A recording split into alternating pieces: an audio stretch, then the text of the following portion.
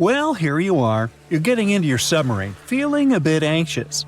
You're going to descend hundreds of feet underwater to explore the ocean floor. So many things can go wrong. Technical issues, insane water pressure, dangerous marine monsters, mysterious eerie sounds. Wait, what? Eerie sounds so deep underwater? Yep, a strange humming noise is coming from the ocean depths. What makes it even creepier is that it only appears during dusk and dawn. This noise might act as a dinner bell, since it's likely to have a connection to massive groups of sea creatures moving up and down through the water to feed. But so far, it's just a theory. Using highly sensitive underwater microphones, researchers recorded a mysterious low-frequency hum at depths of 660 to 3,300 feet. The sound wasn't very loud, just 3 to 6 decibels above the usual ocean background noise. For comparison, when someone is whispering in a quiet library, the sound reaches 30 decibels. The underwater noise also had a puzzling or humming quality. The weirdest thing? Despite their efforts, the researchers couldn't pinpoint a single species responsible for the sound. The noise originates in a region known as the twilight zone of the ocean. This region is dark and doesn't have many nutrients, with no sunlight for photosynthesis. Life here relies on organic debris falling from above, such as deceased organisms or waste material. At the same time, while it may sound barren, the twilight zone is far from empty. A 2015 study estimated that up to 90% of the world's fish could live in this zone, including many undiscovered species. Now, back to the mysterious noise. The researchers believe the sound may be linked to the vertical migration of small marine creatures like fish, shrimp, and squid. These animals move upward toward the surface at sunset to feed on plankton and nutrients, using darkness to avoid predators. At sunrise, they return to the depths to hide. This migration, which is one of the largest animal movements on Earth, involves billions of organisms and occurs daily. Scientists suspect that the strange hum might occur during this migration, as a way for the creatures to communicate or coordinate their movements. It might also serve as a signal to indicate when it's safe for a group to go to the surface and feed. If some animals indeed use the hum to communicate, it could help us understand deep-sea life better. The Twilight Zone has always been considered a quiet environment, but such a discovery hints at complex social behaviors and interactions among its inhabitants. But it's not only the ocean that produces bizarre sounds. Earth is humming non-stop too. Unfortunately, you can't hear this soundtrack. This hum isn't from earthquakes. It's produced by subtle ongoing vibrations in the planet's crust. They're too faint for us to feel and can only be detectable with special equipment. Scientists have long known about this phenomenon called free oscillation and have recorded this persistent hum. Earthquakes are the most noticeable ground movements. According to the U.S. Geological Survey, Earth experiences about 500,000 earthquakes every year. Of those, only 100,000 are strong enough to be felt, and around 100 cause noticeable damage. But in the quieter moments between earthquakes, the planet is still constantly vibrating with smaller, unnoticeable movements. Unlike the sudden jolts of earthquakes, this hum is steady and uniform, and it's a byproduct of microseismic activity. Seismometers, tools used to record ground vibrations, can detect this sound anywhere on land. For years, researchers have been debating the origins of this hum. Some thought it came from ocean waves reaching deep into the seafloor. Others believed it was caused by colliding waves on the ocean's surface. By 2015, scientists had confirmed that both factors contributed to Earth's constant vibration. And although this hum has been recorded on land, now we also have much clearer, more detailed underwater recordings. To study the hum, researchers used spherical seismometers on the seafloor in the Indian Ocean near an island east of Madagascar. Between September 2012 and November 2013, they placed 57 freefall seismometers across a 772 square mile area. These devices are designed to sink into the ocean floor and record even the faintest vibrations. Over the course of the 11-month study, the team filtered out noise from ocean waves and seafloor currents. They got clear, consistent signals of Earth's hum, with peaks at frequencies between 2.9 and 4.5 MHz, far below the range of human hearing, which starts at 20 Hz. The discovery of Earth's hum from the ocean floor is more than just a scientific curiosity. It gives researchers a new way to study how energy moves through the planet's crust and mantle. In any case, the world around us is filled with weird sounds that sometimes remain unexplained. One of the most intriguing examples is the bloop, an incredibly loud underwater sound recorded in 1997 by the U.S. National Oceanic and Atmospheric Administration. The sound lasted about a minute and began as a low rumble, which then increased in frequency.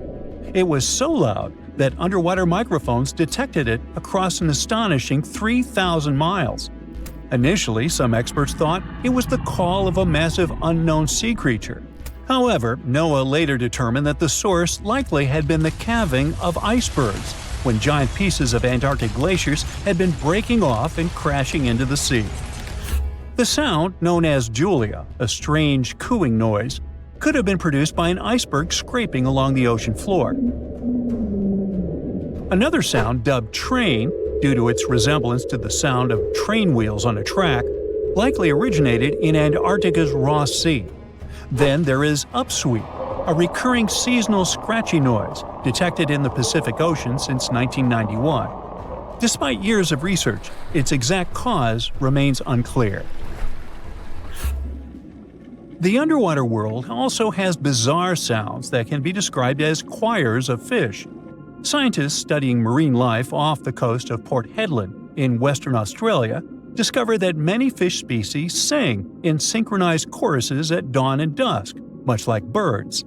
Over 18 months, researchers recorded tons of sounds, including foghorn-like calls from black jewelfish and rhythmic ba-ba-ba sounds from batfish. These fish songs, which often involve repetitive calls that overlap in large groups, are especially important for breeding, feeding, and territorial behavior. Deeper in the ocean, NOAA researchers also explored the sounds of the Challenger Deep, the deepest part of the Mariana Trench. They used a titanium-encased microphone that managed to survive the crushing pressure, over 1,000 times the atmospheric pressure at sea level. Over 23 days, the recorder captured loads of noises, from the haunting songs of whales to the rumble of distant earthquakes. Now, we've already figured out that the ocean is filled with strange sounds, but you can also hear weird noises above ground. One of the most puzzling is the hum, a low-pitched noise reported by people in specific areas, such as Taos, New Mexico, or Bristol, England. The sound is often described as a faint engine-like drone, and its source remains a mystery. Some researchers think it might be a psychological phenomenon, where people focus on subtle background sounds they might otherwise ignore. In any case, no definitive answer has been found yet. Geological formations can sing too. Utah's Rainbow Bridge, a massive 300-foot-high sandstone arch, vibrates like a guitar string when exposed to sounds, distant earthquakes, or waves near Lake Powell.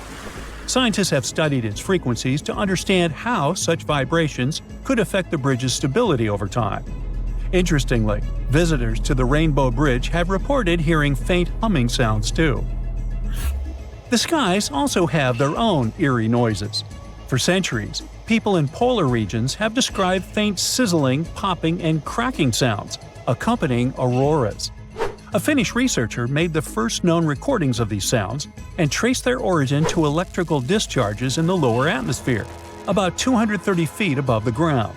These charges, caused by magnetic storms fueling auroras, produce faint sounds during calm and clear nights.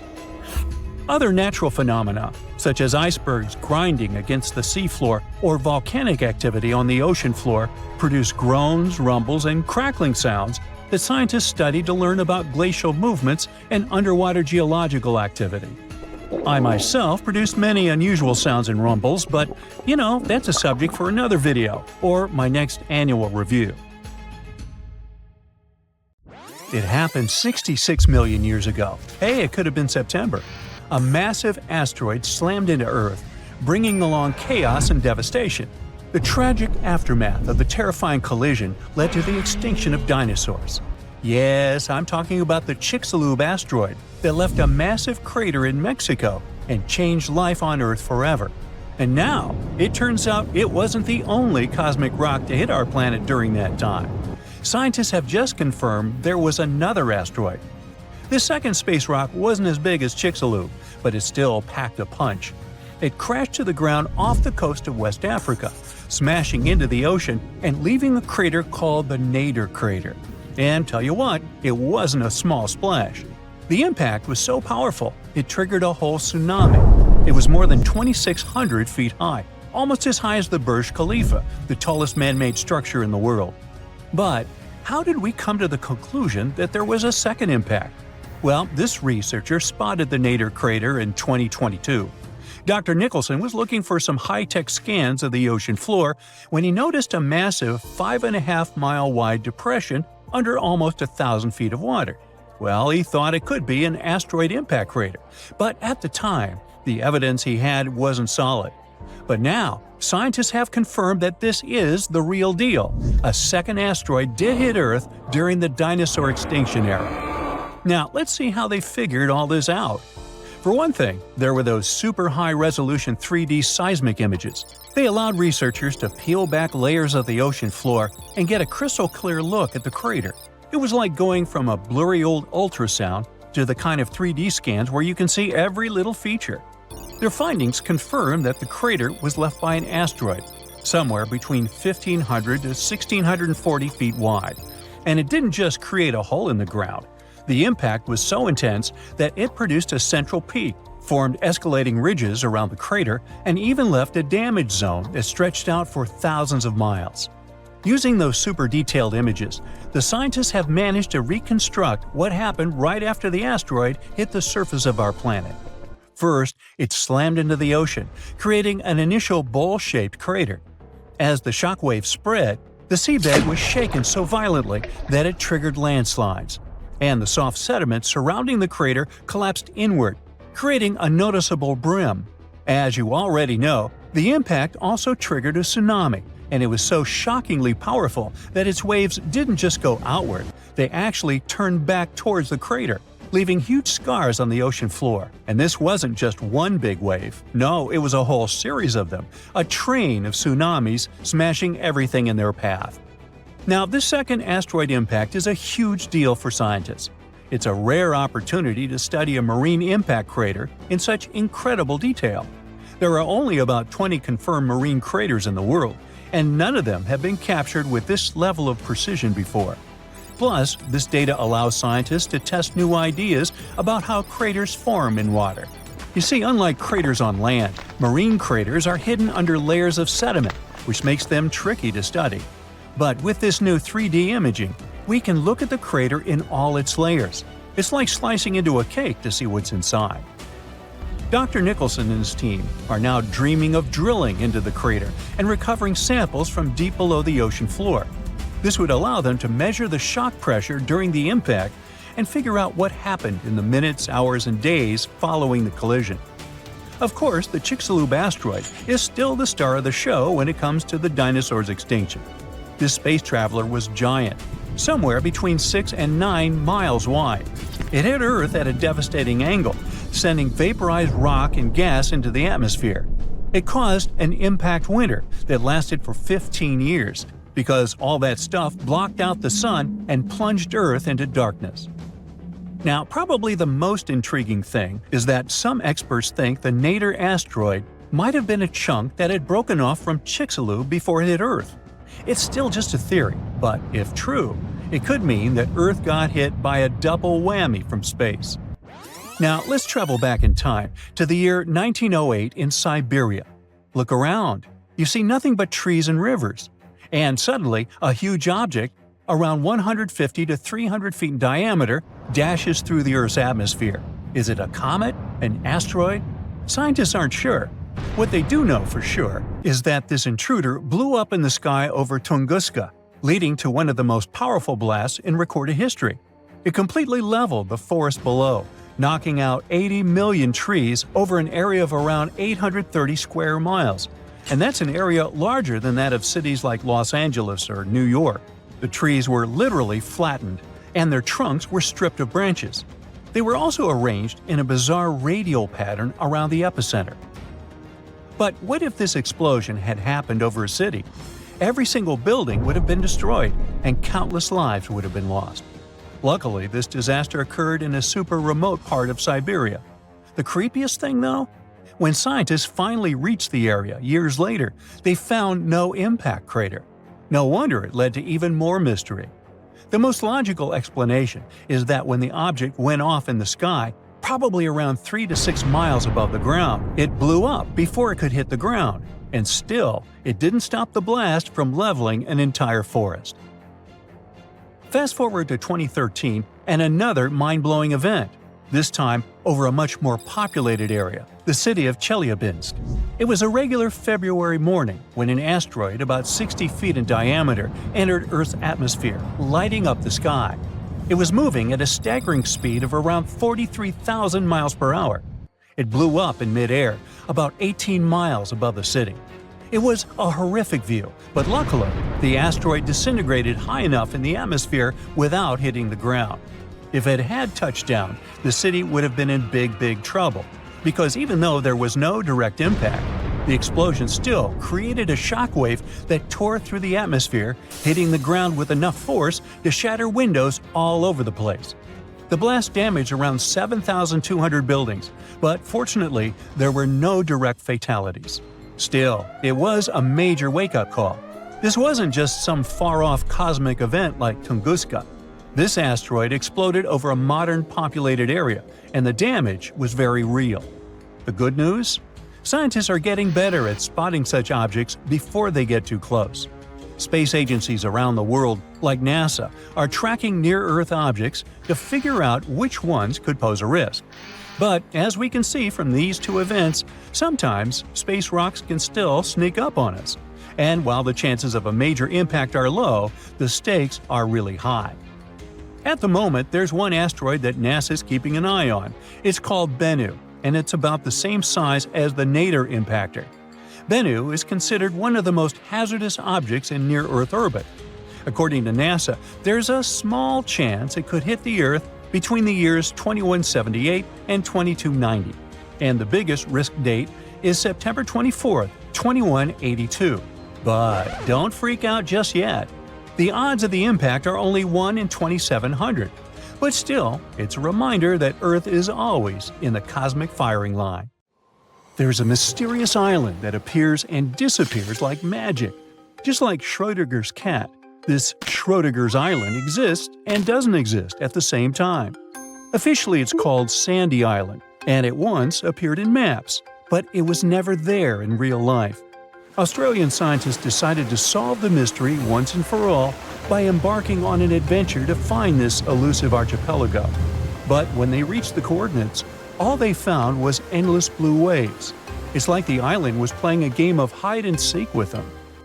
This story goes back to 1876. A whaling ship was crossing the area and reported an island. Whoever saw it said it was over 15 miles long north to south and around 3 miles wide, about the size of Manhattan, so not so tiny at all. But every time researchers went to visit the area, they found nothing.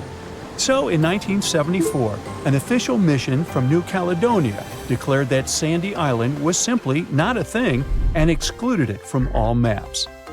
People went on with their lives until they noticed that the island was appearing on Google Earth as a black blob.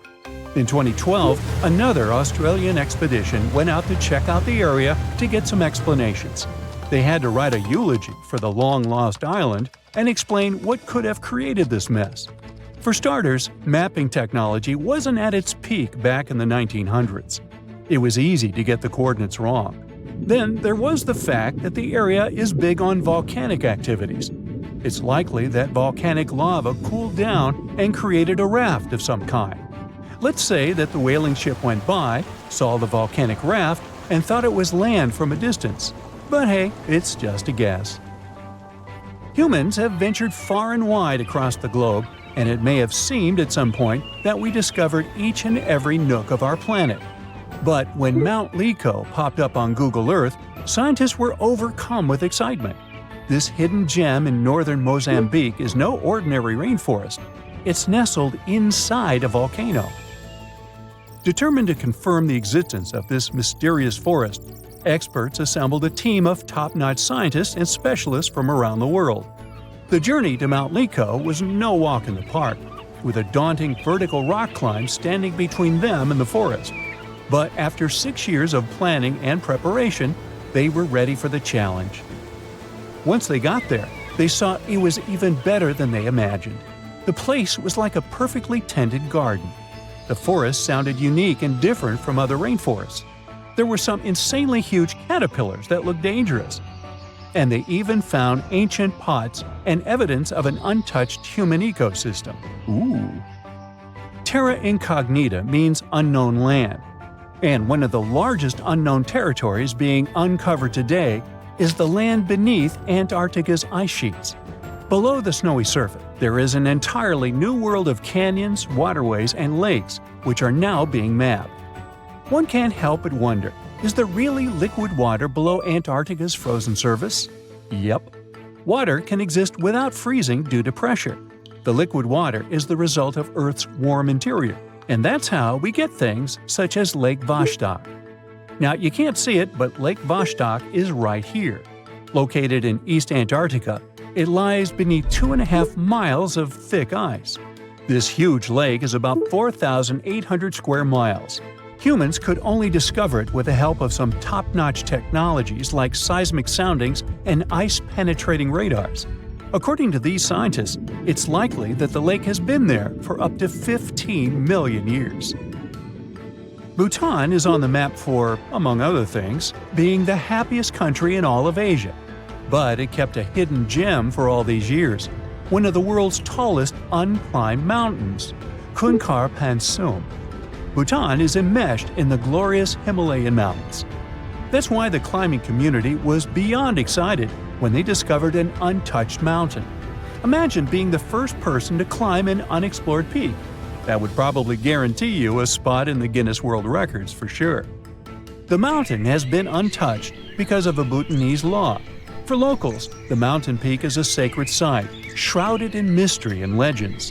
One of their beliefs is that the sacredness of climbing a mountain lies not in reaching its peak, but in truly communing with the mountain and enjoying the process. We got to admit, that is a bit of a newsflash for Westerners. If you're ever in the state of New York, make sure you check out the Aglo General Store. You'll have to drive somewhere around the Catskills to find a beautiful, grand, big nothing. Aglo is one of America's most famous paper towns, aka a fake town. But this case is different from Sandy Island. Aglo Town never existed, and it wasn't a mistake. You see, there's an old copyright practice amongst map makers. They add in paper towns so they can know when someone is simply copy-pasting their work. What they didn't expect is that this would get completely out of hand. Some say that one day a guy picked up a map at a gas station that had Aglo Town marked in it. The person decided to open a store over there and named it Aglo General Store. Some say the guy who opened the store faced a lawsuit from the map makers. Anyways, it only lasted enough years to become a national joke. Americans drove from all over the U.S. to get a picture of the town's fake welcome sign. And then we've got Bermeja Island, located in the Gulf of Mexico. This funky island appeared on many maps of the 16th and 17th centuries. It was probably drawn by Spanish explorers. Sure, the exact location varied from map to map, and its name sometimes appeared as Bermeja, but its existence was certain enough. The Bermeja Island was last seen in a 1921 Mexican map, and then, poof, it dropped out of the horizon altogether. People started talking and wondering, did the island sink? Was it destroyed? In 2009, 3 official investigations happened to search for the island. They used high-tech technologies to scour the Mexican seabed, but Bermeja was nowhere. Researchers had multiple guesses on what it could be. Let's delve on one of these ideas. The idea was probably made up by old-day explorers to mislead their enemies in search of land and gold. Well, that seems plausible. Now let's take a look at Rio de Janeiro, Once, the city was filled with informal territories. These places are known as slums or favelas. They're like mini-cities inside the big city. Some favelas are known to be underprivileged territories, where dwellers don't get the same urban perks as other citizens, such as the sewage system and garbage pickups. These slums grew so quickly that the government didn't have time to keep track of their developments. So today, it's usually the dwellers themselves that name the streets and make do with whatever they have at their disposal. One of the biggest slums in Brazil is located in Rio de Janeiro, the so-called Hacienda, and it was only recognized as a neighborhood by the local government in the 1990s. Our own ocean floor is less mapped than Venus, Mars, and the Moon. In fact, 95% of our oceans are unexplored. Strange, right? We do have the available technology, which is mainly sonar soundings, sending wave sounds to the ocean bed and registering what they hear back. One of the main advantages of mapping the seabed more thoroughly would be to get more insight to marine hazards such as earthquakes, tsunamis, and volcanic eruptions. Plus, there are so many unidentified marine life. This could give us a great insight into preservation and discovering the true dynamics of our marine ecosystems. In November 2020, something terrifying happened in the ocean near British Columbia. Out of nowhere, a massive wave, as tall as a 4-story building, rose up and tossed a lonely little buoy way up in the air. Scientists later confirmed that it was the most extreme rogue wave ever recorded. Such a wave is so rare that experts think that something like that might only happen once every 1,300 years. Interestingly, if that buoy hadn't been floating there at just the right time, we might have never known this wave even happened. For a long time, people thought rogue waves were just sailor stories, something like scary tales passed around on ships. But in 1995, everything changed. On New Year's Day, a monstrosity of a wave 85 feet tall slammed into an oil platform off the coast of Norway. Scientists were shocked, since their models had never predicted a wave that big. That wave became known as the Doppler wave, and that was the first proof that rogue waves were real. Since then, scientists have spotted more of those giant waves, even in lakes. The one near a place called Ucluelet on Vancouver Island was special, not because it was the tallest, but because it was lots bigger than the waves around it. You see, to be called a rogue wave, a wave has to be more than twice as tall as the ones nearby. The Doppler wave was about twice the height of the other waves around it. But the Ucluelet wave? It was nearly 3 times taller than its neighbors. One scientist said this made it probably the most extreme rogue wave ever recorded. Now imagine a huge wall of water suddenly rising in the middle of a calm sea. That's the kind of ocean drama we're talking about. Very few rogue waves have ever been seen with human eyes, especially not ones that extreme. Scientists are still trying to understand how these monster waves form so that they can get better at predicting them before they strike. To do that, they track rogue waves in real time and run computer models to see how wind and water team up to create such powerful surges. Now, the giant wave off Ucluelet was picked up by a special buoy floating offshore. That buoy wasn't alone. It was part of a whole network placed out at sea by a research group called Marine Labs. Their goal is to learn more about the dangerous surprises the deep ocean can throw at us. Even when rogue waves happen far from land, they're still a serious threat. They can smash into ships, damage offshore wind farms, or wreck oil rigs. And if they come close enough to the coast, they can easily put people at the beach in danger, like it happened in April 2025 in Australia. Thankfully, the Ucluelet wave didn't hurt anyone, and neither did the famous Doppler wave before it. But other rogue waves haven't been so harmless. Back in the 1970s, some ships vanished without a trace. And now, scientists think freak waves might have been to blame. Bits of wreckage were sometimes found later. They were torn apart as if struck by a massive wall of water. Scientists think we could see more of these waves in the future, and this prediction is quite alarming. A 2020 study predicted that wave heights in the North Pacific might rise as the climate continues to change. That means the Euclid waves record might not last as long as once expected. To make things even more intense, new research suggests these waves can be up to 4 times taller than scientists used to believe. And honestly, it sounds terrifying. Imagine sailing in the middle of the ocean and seeing a sky-high wall of water rising out of nowhere in front of your eyes. And rogue waves appear just like that, unexpectedly, unpredictably in the open ocean. While there's no exact size that makes a wave a rogue wave, they've been measured anywhere from 26 feet, like a 2-story house, to more than 80 feet tall. These waves are super steep, have sharp, towering peaks, and can be strong enough to damage ships or oil rigs. But what causes them? That's where it gets tricky. There isn't just one thing that makes a rogue wave happen. They can form when different wave systems crash into each other. Think of it like a bunch of waves from different directions suddenly lining up just right, and boom! They combine into one huge wave that's way taller than usual.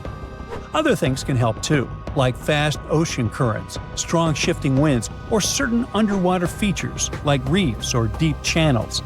Those can force waves into a small space, making them stack up. And still, when scientists know all these ingredients, rogue waves are still super rare and really hard to predict. Rogue waves aren't the same as tidal waves or tsunamis. Even though rogue waves can be just as dangerous, they occur for different reasons. Tidal waves happen because the moon and sun pull on Earth's water, making oceans rise and fall. Tsunamis happen when earthquakes, volcanoes, or big underwater landslides push giant waves across the ocean. Rogue waves, on the other hand, suddenly show up out of nowhere in the open sea. Big ships and oil rigs are built to handle waves up to about 50 feet tall. But rogue waves often get even bigger than that. That's why they can cause a lot of damage. For example, in December 2022, a huge rogue wave slammed into the cruise ship Viking Polaris near Antarctica. It broke windows, hurt some people, and sadly, even led to the loss of one life. Rogue waves have caused other accidents too. That's how dangerous they really are. These days, scientists know for sure that such waves happen way more often than you can imagine.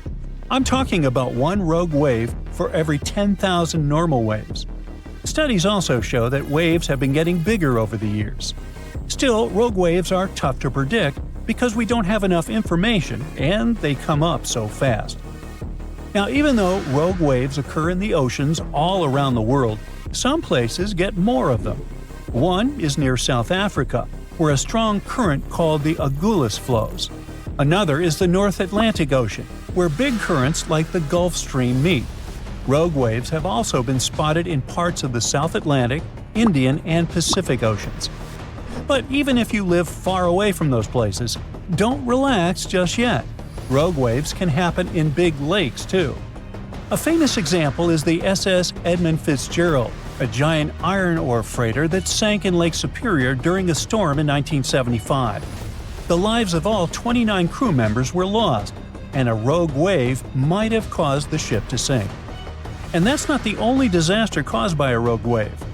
Before scientists started measuring these waves, many shipwrecks had been mysteries. Now, some experts believe rogue waves caused some of them. For example, the USS Cyclops disappeared in 1918. The culprit could have been a rogue wave. Other ships, like the Norwegian tanker Wilstar in 1974 and the German freighter MS München in 1978, were hit by huge waves too. The Andrea Gale, a fishing boat lost in 1991, was probably sunk by a rogue wave too. Even modern cruise ships have been hit by giant waves. Rogue waves are, and were, quite popular among artists too. The famous Japanese artwork, Under the Wave off Kanagawa, shows a huge wave that many people think is a tsunami. But experts think it might actually be a rogue wave caused by wind. Rogue waves also appear in movies. For example, take the 2006 movie Poseidon. In it, a giant rogue wave hits a luxury cruise liner, which is making a transatlantic crossing. And as we see, it's something strange, unexpected, and way more mysterious than any other wave caused by the ground shaking.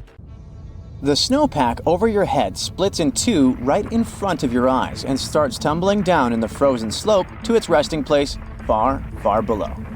Anything in its way is crushed under the immense mass of snow and debris. You're witnessing an avalanche, one of the most dangerous natural disasters.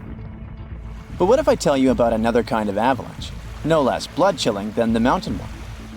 And the most bizarre thing about it is that it occurs underwater. Underwater avalanches are powerful and disastrous natural phenomena, often much more dangerous than land ones.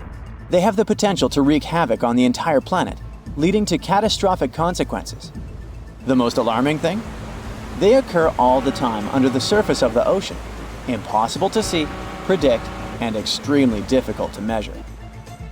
Such avalanches can get 100 times larger than land ones, and they pose a great risk to the world's communications, capable of leaving the entire planet without the internet. But we'll talk about it a bit later. First, let's go 60,000 years back into the past.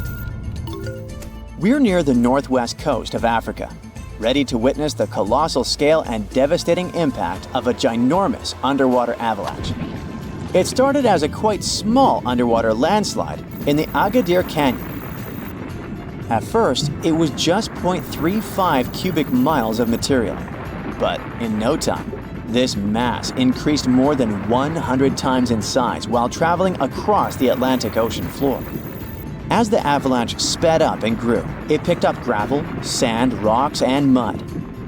It carved a devastating path through one of the world's largest submarine canyons, wiping out all forms of animal and plant life on its way.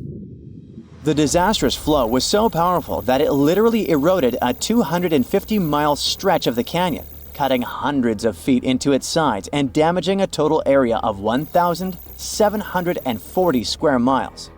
That's the area of more than 3.5 New York cities.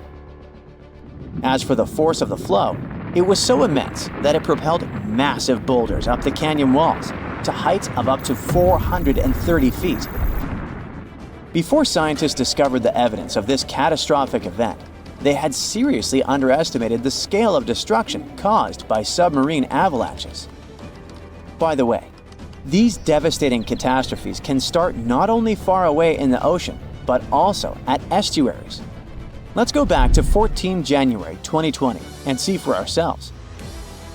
A turbidity current, a rapid, downhill flow of water containing a lot of sediment, rushed more than 680 miles from the Congo River estuary in the deep sea.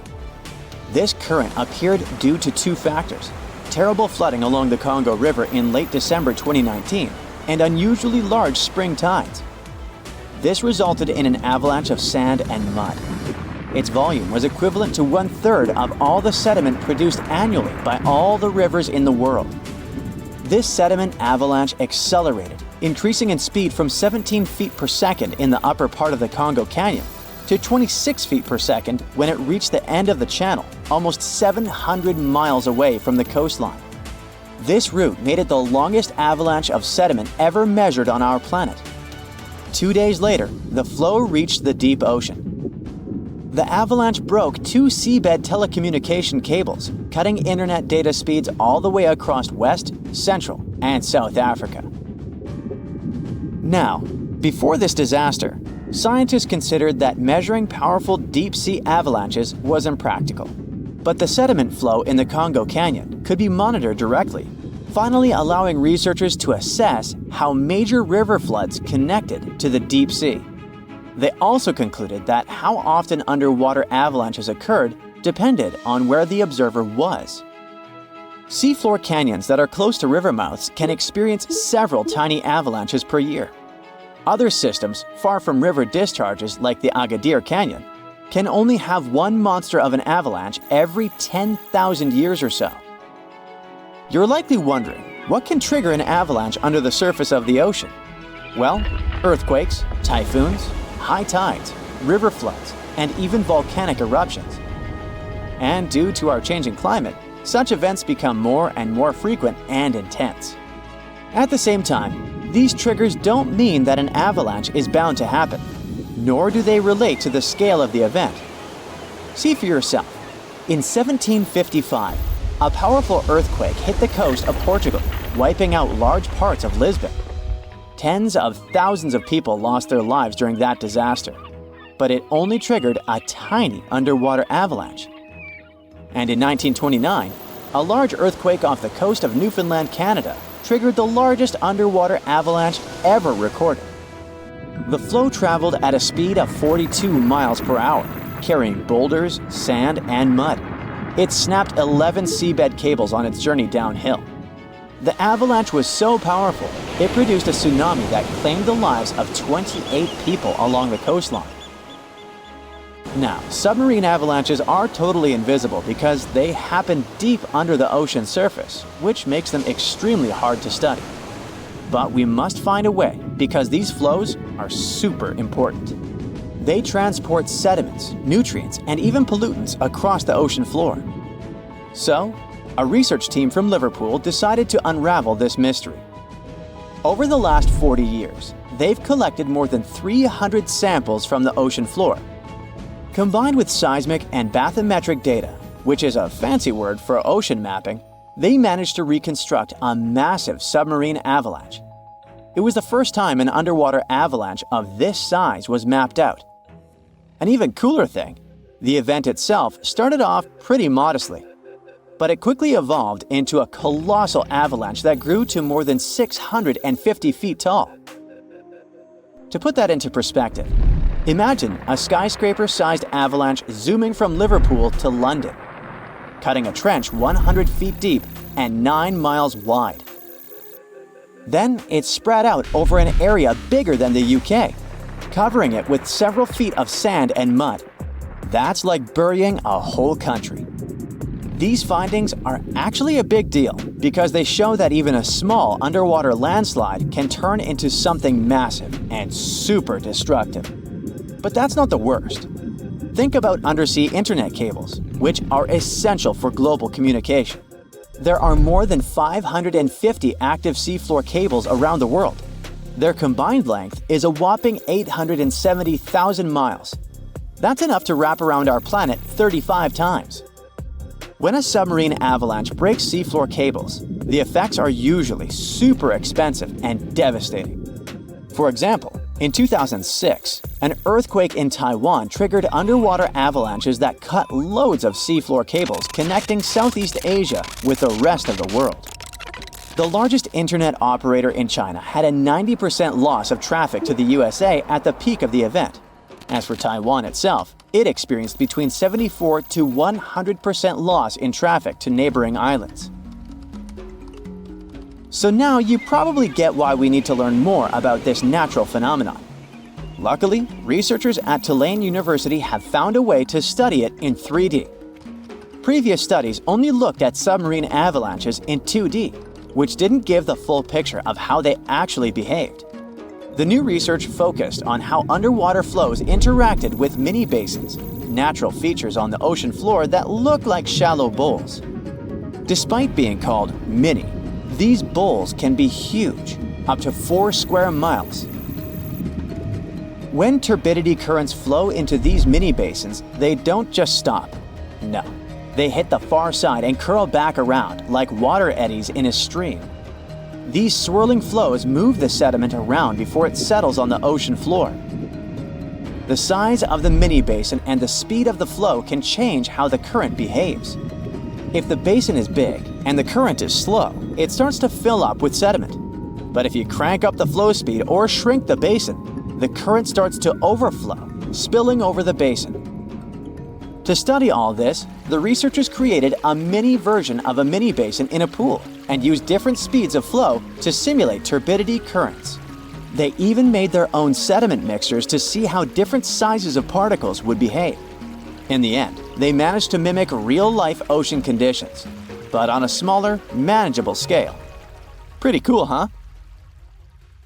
In November 2020, a wave the height of a 4-story building was recorded off the coast of Vancouver Island, Canada. The team at Marine Labs, the company that operates the buoy that got caught in it, couldn't believe the data they saw. Everything was normal, then, unexpectedly, a vast force came, pulled the buoy down, and then sent it up to a peak before taking it even deeper.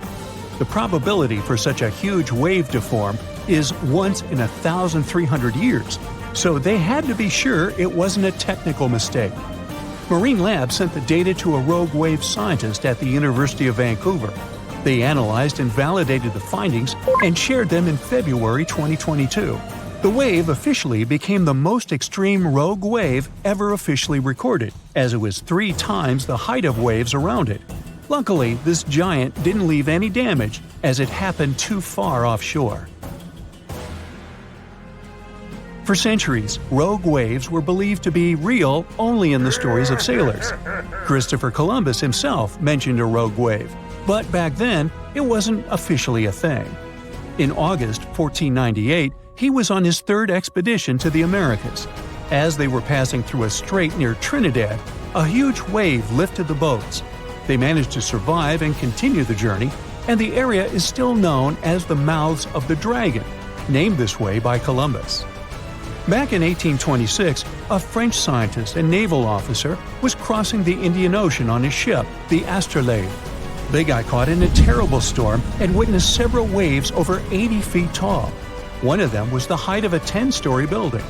The crew lost one of its members, but the 4 of them, including the captain, made it to land and spread the story of the gigantic waves. But back then, scientists were sure waves couldn't be taller than 30 feet. So everyone took this story as a tale. Witnesses shared many other stories of giant waves coming out of nowhere, but scientists officially recognized the first rogue wave only in 1995. It went down in history as the Doppler wave, or the New Year's wave. This sea monster of the North Sea hit the Norwegian gas platform Dropner on New Year's Day. It reached a height of 84 feet. The waves surrounding it were twice as small. The rig was built to withstand waves up to 64 feet tall and had the most advanced sensors for its time. It became a sensation in the scientific world because it wasn't like any other type of wave they'd studied before. So they gave rogue waves an official definition. It's a wave more than twice as tall as others around it. These bad boys, also known as freak waves, monster waves, and episodic waves, can pop up lightning fast in a stormy sea or show up out of nowhere in calm waters. They have steep sides and a deep trough below, and look like a wall of water rising out of the sea. They're so intense that they can even swallow up rescue helicopters just trying to do their job. Rogue waves aren't the same as tsunamis.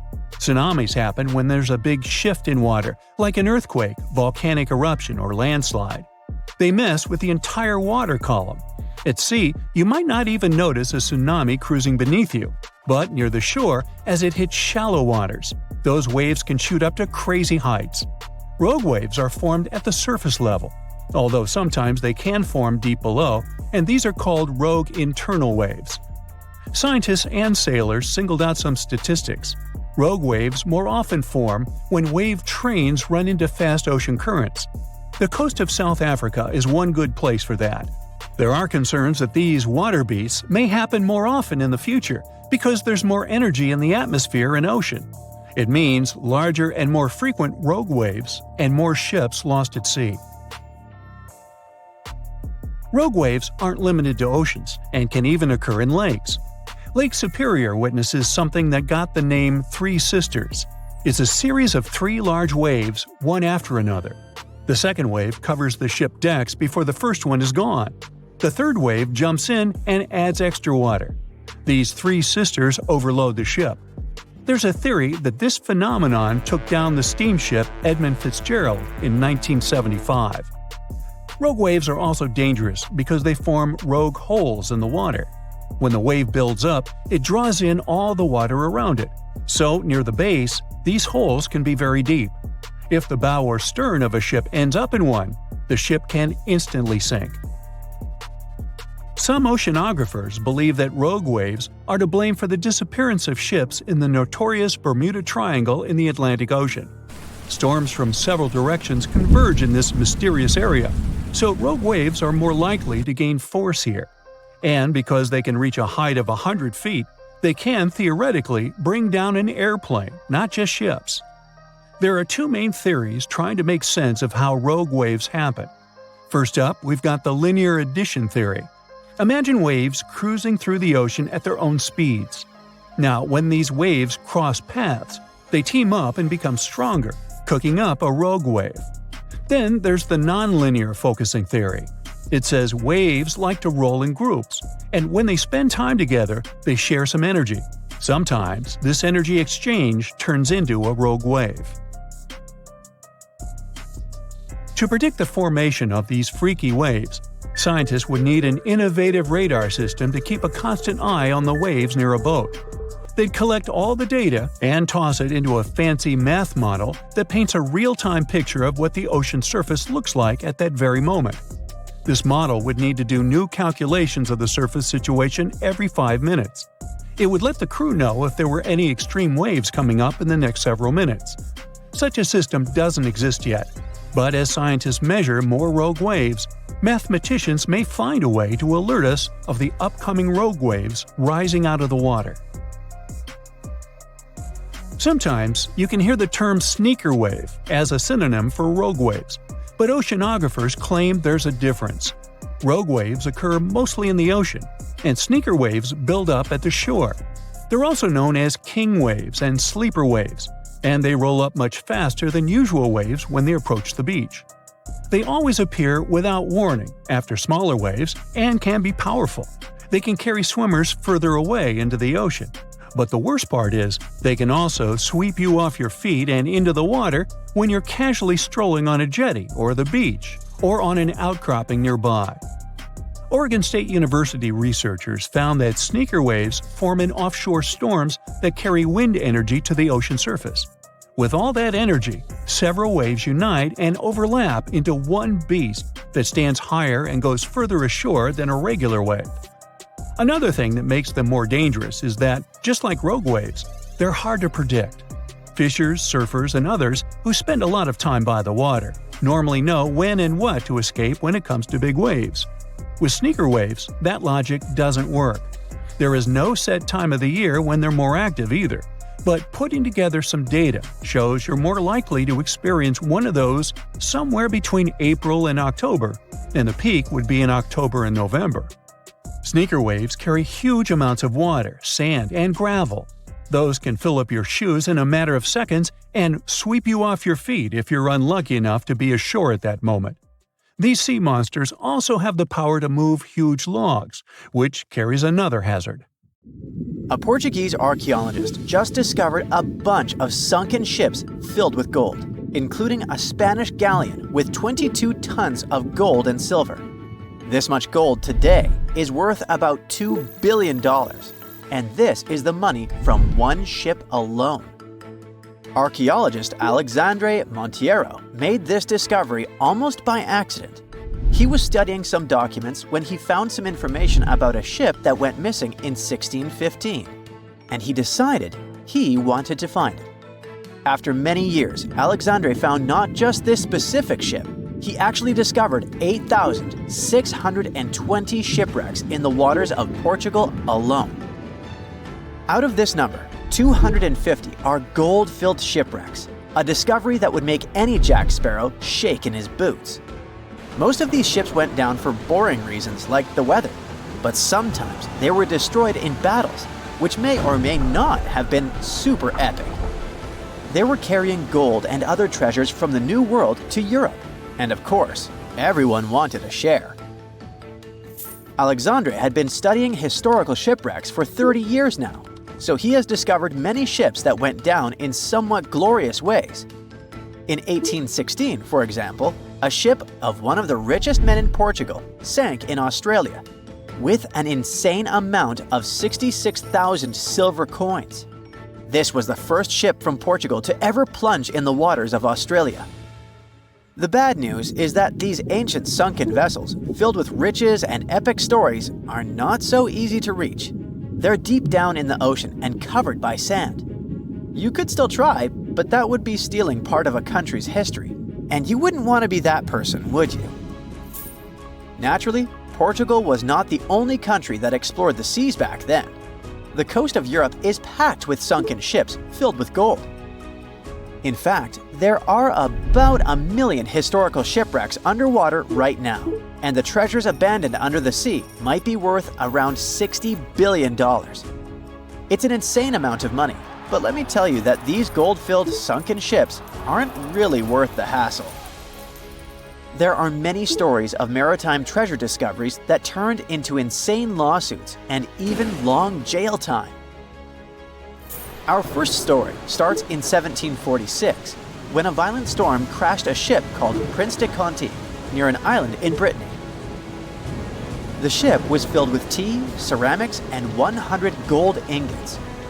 Of course, the owners of the ship tried to save the loot, but if it's not easy now, imagine how it was back in the 18th century. It took more than 200 years for the vessel to be found. It finally happened in 1975, when a group of French men discovered it and decided to take pretty much every valuable thing they could find. Now, I said these things were not worth the trouble for a reason. In France, if you find anything that can be historical, you must declare it to the local authorities within 48 hours. Fail to comply, and you will be committing something known as a crime. To be fair, our French friends here did declare their findings, but only the corroded cannons from the ship. And the gold? Well, they sold it. Obviously, because each gold bar is worth between $125,000 to $231,000. It took French authorities almost 50 years to retrieve the stolen gold, and they didn't retrieve all of it. Part of it was bought by an elderly couple living in Florida, and the crime is so serious they were charged for connection with money laundering, organized crime, and the trafficking of cultural goods. The poachers also sold some gold ingots to the British Museum collection. Now, let's go back to the 1850s, when a steamer called SS Central America traveled from Panama to California and back again. This was during the California Gold Rush, a time when 300,000 people moved to California to dig for gold. Because the travel route was not easy breezy, people needed to carry their gold around on big ships. This is where our friend SS Central America comes in. In 1857, the ship had 578 people on board and about 10 tons of gold. Very few survived, and around $100 to $150 million in gold went down with the ship. All of this explains why in 1988, a group of investors from Columbus decided to finance a research project to find this ship. The research was led by a guy named Tommy Thompson. Tommy was really crazy about the idea of finding this sunken ship filled with gold. It took him years to find the exact location of the SS Central America, especially because the ship was 7,500 feet beneath the surface of the Atlantic Ocean, and retrieving it required a lot of fancy tech. A group of 161 investors paid for his adventure. But it goes without saying that they were not doing this out of love from their hearts. They invested $12.5 million in this project because they were expecting to earn at least 10 times more. But since life is not all sunshine and rainbows, 39 insurance companies sued the research team as soon as they retrieved the gold. Back when the ship was up and running, these companies insured the cargo of the SS Central America, and when the cargo was finally retrieved, more than 100 years later, they wanted to be compensated. They said it was not their job to retrieve it, but that doesn't mean they abandoned it. This crazy talk didn't stick, and 92% of the gold was given to the research team. The plot thickened when the investors were scammed by none other than Tommy Thompson, who fled with $4.16 million. He also had 500 gold coins, but he's not telling a soul where they are. Nonsense like this is the reason why most countries have rules to protect cultural properties. And yes, sometimes shipwrecks can be a cultural property.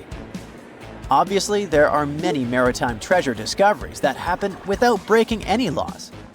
The SS City of Cairo, for example, was a steamship that submerged in 1929 with 2,000 boxes of silver coins weighing 122 tons. A company called Deep Ocean Search retrieved the coins from a depth of 17,000 feet. which is 4,500 feet lower than the Titanic. 34 million pounds went to the UK Treasury, and the Deep Ocean Search also got a share. The good news here is that some of the coins can be bought by collectors, legally. Paying for a treasure is probably the closest you can get to an underwater archaeology find. I know, all I did was destroy your piracy dreams. But while raiding gold-filled shipwrecks may be a crime in most countries, or just financially impossible for us mere mortals, not all hope is lost. There is about $771 trillion worth of gold lying on the ocean floor, and it doesn't have an owner. It's like an underwater gold mine, except the gold is in the water. You know how the water of the ocean is salty? Well, the gold gets mixed with the minerals in the water, so it's not like you stumble upon a gold nugget on the beach. Each liter of ocean water has 13 billionths of a gram of gold, and it's very difficult to extract such tiny particles of gold from the water. But that doesn't mean people haven't tried, and of course, there's been a scam here too. In the 1890s, a guy claimed he had invented a thing that would suck gold from the seawater. When he got enough money, he fled the country with the cash. If you really want to get some gold, you could try to extract it from the Earth's core, which has 1.6 quadrillion tons of gold. There's 16 times more gold in the Earth's core than what humans have mined in the whole of history. No hoax involved here, because nobody has dared to go down there yet. With archaeologists discovering gold-filled sunken ships out and about, maybe we can make our own maritime treasure discoveries, or at least save enough money to buy some silver coins. You probably saw a viral video where YouTubers hid a huge treasure in the Bermuda Triangle, and a random guy dared to go after it. He scored $10,000 bucks, but let's be real, his biggest win was getting out of there alive. This dangerous stretch of water between Florida, Puerto Rico, and Bermuda is notorious for its chilling and unexplained events. They say that more than 50 ships and 20 airplanes have mysteriously disappeared in the Bermuda Triangle. This leads to many theories, suggesting that this area is somehow linked to mystical powers or vortices that pull objects into other dimensions. But an Australian scientist named Carl Kruszelnicki might have actually cracked the code on the Bermuda Triangle mystery. According to him, most popular legends and eerie disappearances can be explained by two main factors. The first factor is human error. One theory debunked by Kruszelnicki was about the doomed Flight 19. Back in 1945, a group of 5 planes from the U.S. Navy took off on a routine training mission from Florida. Everything was going well until, 90 minutes into the flight, the troop commander reported that they were lost, and then, poof, they just disappeared. One of the largest air and sea searches in history was conducted to find them, but to this day, no one has found any trace of Flight 19 or the 14 men on board. What still makes people scratch their heads about this event is that the weather conditions when they took off were actually great. A relatively warm day, fluffy white clouds drifting across the sky, and a breezy wind coming from the southwest. Pretty standard for training flights, really, nothing out of the ordinary. So, what happened? It turns out that despite the flight leader having over 2,000 flying hours, he was a bad pilot. Actually, a really bad pilot. According to Kruszelnicki, the commander was such a poor navigator that he had gotten lost at sea on at least 2 previous occasions before the Flight 19 incident. On that doomed day, he even tried to get someone to cover his shift but was unsuccessful, to the misfortune of his entire team. After their training flight exercise was completed successfully, both compasses on board stopped working. On the patrol's radio, his anxious voice said they were over land, or precisely, he was sure they were flying above the Florida Keys. But that didn't make any sense. He had made his scheduled pass over hens and chicken shoals in the Bahamas less than an hour earlier, but now he believed his plane had somehow drifted hundreds of miles off course and ended up in the Florida Keys. He couldn't have been more wrong. According to the most plausible theories about this case, what he thought was the Florida Keys was actually some small islands in the Bahamas. And here's where the real mess happened. Instead of turning back to the west, toward Florida, he kept flying east, deeper into the Atlantic Ocean. His plane eventually ran out of fuel, and you already know the rest of the story. Okay, some theorists might argue that a malevolent force somehow interfered with the two compasses, causing them to fail while they were flying this supposedly cursed stretch of water. But let's face it, even if that were true, human error was the main factor here. The pilot shouldn't have mistaken the Bahamas Islands for the Keys. End of that story. Now, let's talk about the second factor that, according to Krushelinski, explains many of the strange disappearances in the Bermuda Triangle, and that's related to bad weather. A lot of Atlantic tropical storms and hurricanes actually pass right through the Bermuda Triangle. So, before we had advanced weather forecasting, these storms had caused a bunch of ships to go missing back in the day. On top of that, the Gulf Stream runs through the area too.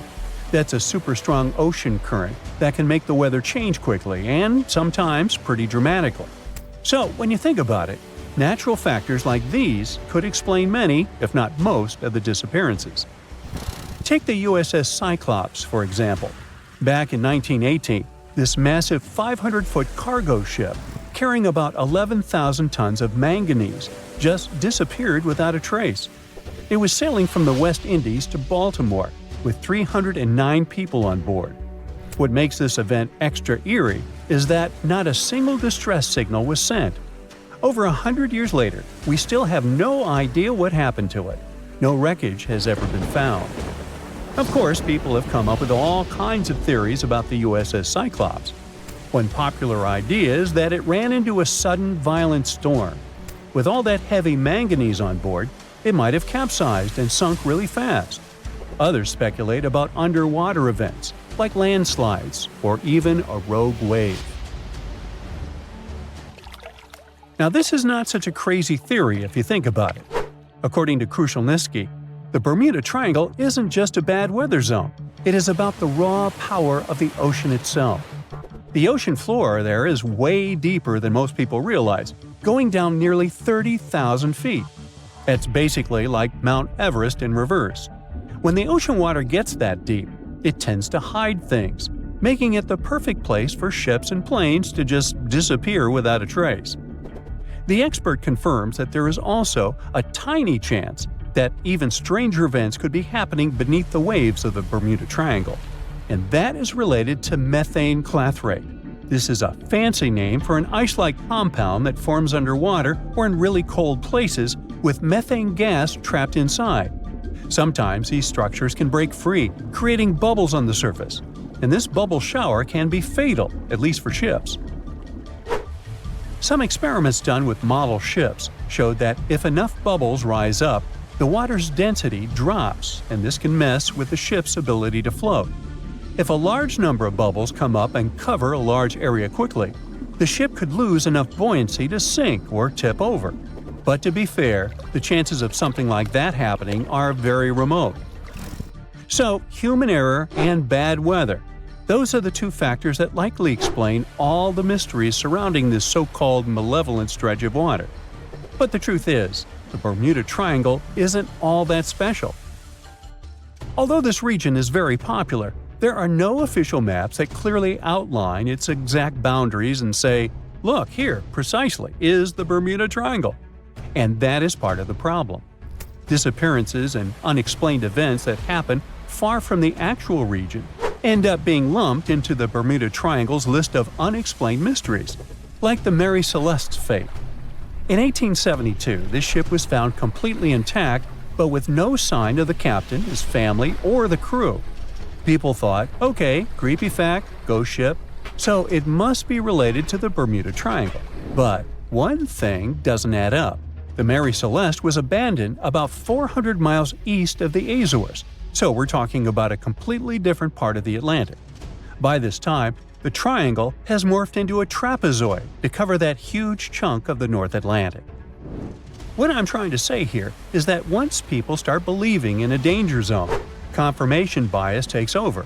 But the facts are that the Bermuda Triangle sees tons of daily traffic every single day, both by sea and air.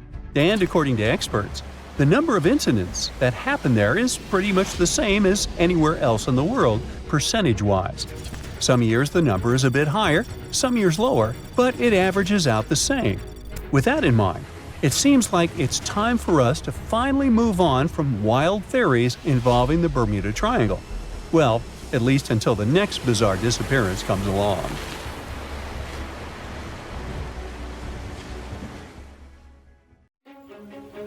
Ooh, you're diving into the dark and icy waters of Antarctica.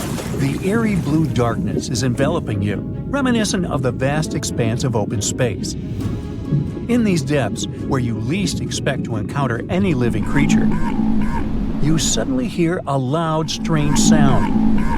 A quacking noise, as if a giant duck was hidden in the deep.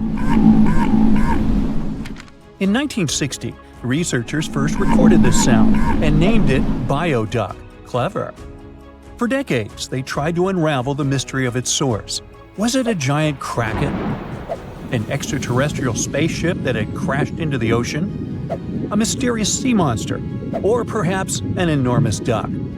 There were many versions, one more bizarre than the other. Oceanographers detected similar sounds in other locations as well. Off the western coast of Australia and near New Zealand, they recorded similar but higher pitch signals, which they named biogoose. It seems the creepy atmosphere of the story disappears with such names. Anyways, these sounds were not isolated incidents. They happened multiple times with consistent intervals. Many initially thought the source must be mechanical, given the regularity of the sounds. However, studying the oceans in the latter half of the 20th century was challenging because of limited technologies. Nevertheless, scientists persisted in collecting data on bioduck and biogoose, driven by their insatiable curiosity. As more data accumulated, so did the theories. But scientists eventually uncovered the mystery. Bioduck turned out to be a form of communication with a biological origin. When researchers analyzed the repeating sounds, they noticed that the signals never overlapped. One source would speak while the others remained silent, suggesting a form of communication. The question remained, which ocean creature possessed such an extraordinary method of communicating through varied frequency sounds? The answer, as many have guessed, is whales. Scientists compared the bioduck sound from Antarctica with the calls of minke whales and found striking similarities. The biogoose sounds from the waters off Australia and New Zealand likely belong to other species or very young minke whales. This discovery, however, only deepened the mystery. What purpose did these sounds serve? Were the whales discussing their dinner plans, laughing at the humans recording their voices, or perhaps sharing deep insights about the universe? The possibilities were endless, but the most astonishing revelation was that humans might one day learn to communicate with these magnificent creatures. Communicating with whales is no longer a far-fetched idea. Scientists from the University of California have already established contact with a humpback whale named Twain. In a groundbreaking experiment, researchers conducted a 20-minute conversation with the marine mammal. Here's how they did it. The specialists went on a marine expedition to the coast of Alaska, where they recorded the sounds of a group of humpback whales. Then they played these sounds through speakers, sending the signals back into the ocean. The recorded sounds resembled a greeting, like, "Hey, what's up?" but in the whale language. These greetings are used by whales to call each other or indicate their location. Now, soon after sending the signals, the researchers received a response. Twain approached the boat, circled it, and replied with a "hey" of its own. This marked the beginning of the first ever human-whale conversation. For 20 minutes, the scientists sent 36 signals to Twain, and each time the whale responded. Moreover, it waited for time intervals before answering. That is, the team received a response from the whale, waited 10 seconds, and turned on the sound again. Researchers then waited 10 seconds and answered. It seems that Twain was a very delicate interlocutor. maybe it was a gentleman in the whale world, who knows? Or maybe it was simply intrigued by the unusual interaction. The signals used in this communication belonged to a group of whales that included twain. It's likely that the researchers had recorded twain's own sounds and used them to communicate with it. In a sense, twain was conversing with itself. Now let's continue our journey and venture into the deepest oceanic trench on Earth, the Mariana Trench. A quick reminder, the Mariana Trench is a colossal chasm in the ocean floor, stretching over 1,500 miles south of Japan and reaching a depth of nearly 36,000 feet at its deepest point. To put that into perspective, the height of the Burj Khalifa, the world's tallest building, is like 1/10 of the Mariana Trench's depth. Now imagine this. In this deep, dark abyss, scientists recorded a strange sound.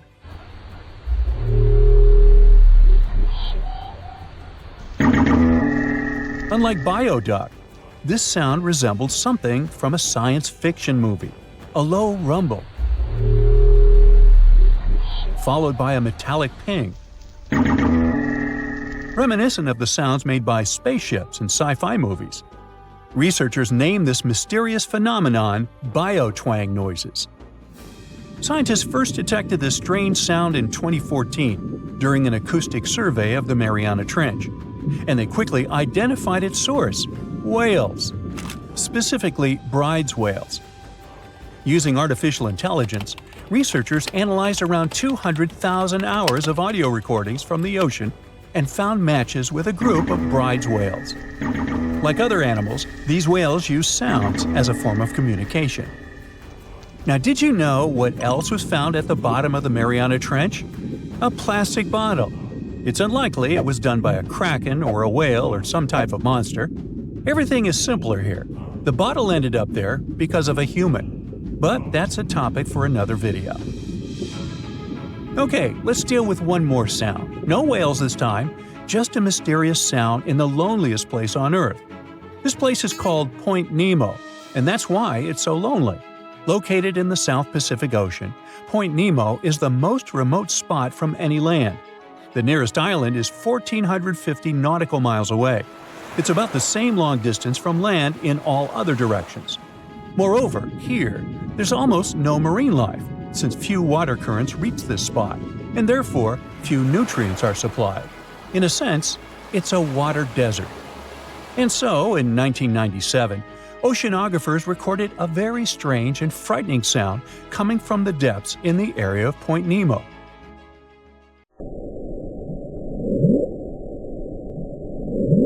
It was something gigantic and scary. People called it the bloop. As soon as journalists found out about this phenomenon, people around the world began to invent the most fantastic versions. The most popular of them was that the sound source was a giant sea monster, kraken, or some other creature. The hype around the bloop didn't last very long. Scientists managed to find out the nature of the mysterious noise. It turned out it belonged to an iceberg. When they crack and collapse, they create powerful ultra-low frequency sounds that can be heard from a very long distance. To confirm this version, scientists recorded the sounds of other icebergs and heard something similar to the bloop. Oh, by the way, Point Nemo is so lonely that space agencies drop out-of-service satellites here. Space objects just fall in the water. There's a 99% chance that no animal or human will be harmed by falling debris in this lonely place. That's why many people call it the satellite cemetery. But what if, someday, a spaceship from another planet falls here? What if it has already fallen in Point Nemo and sometimes emits an emergency signal that breaks through the ocean? Ooh. All the mysteries you have heard have already been solved. How about we end this video with a mystery that still baffles scientists? Meet upswep.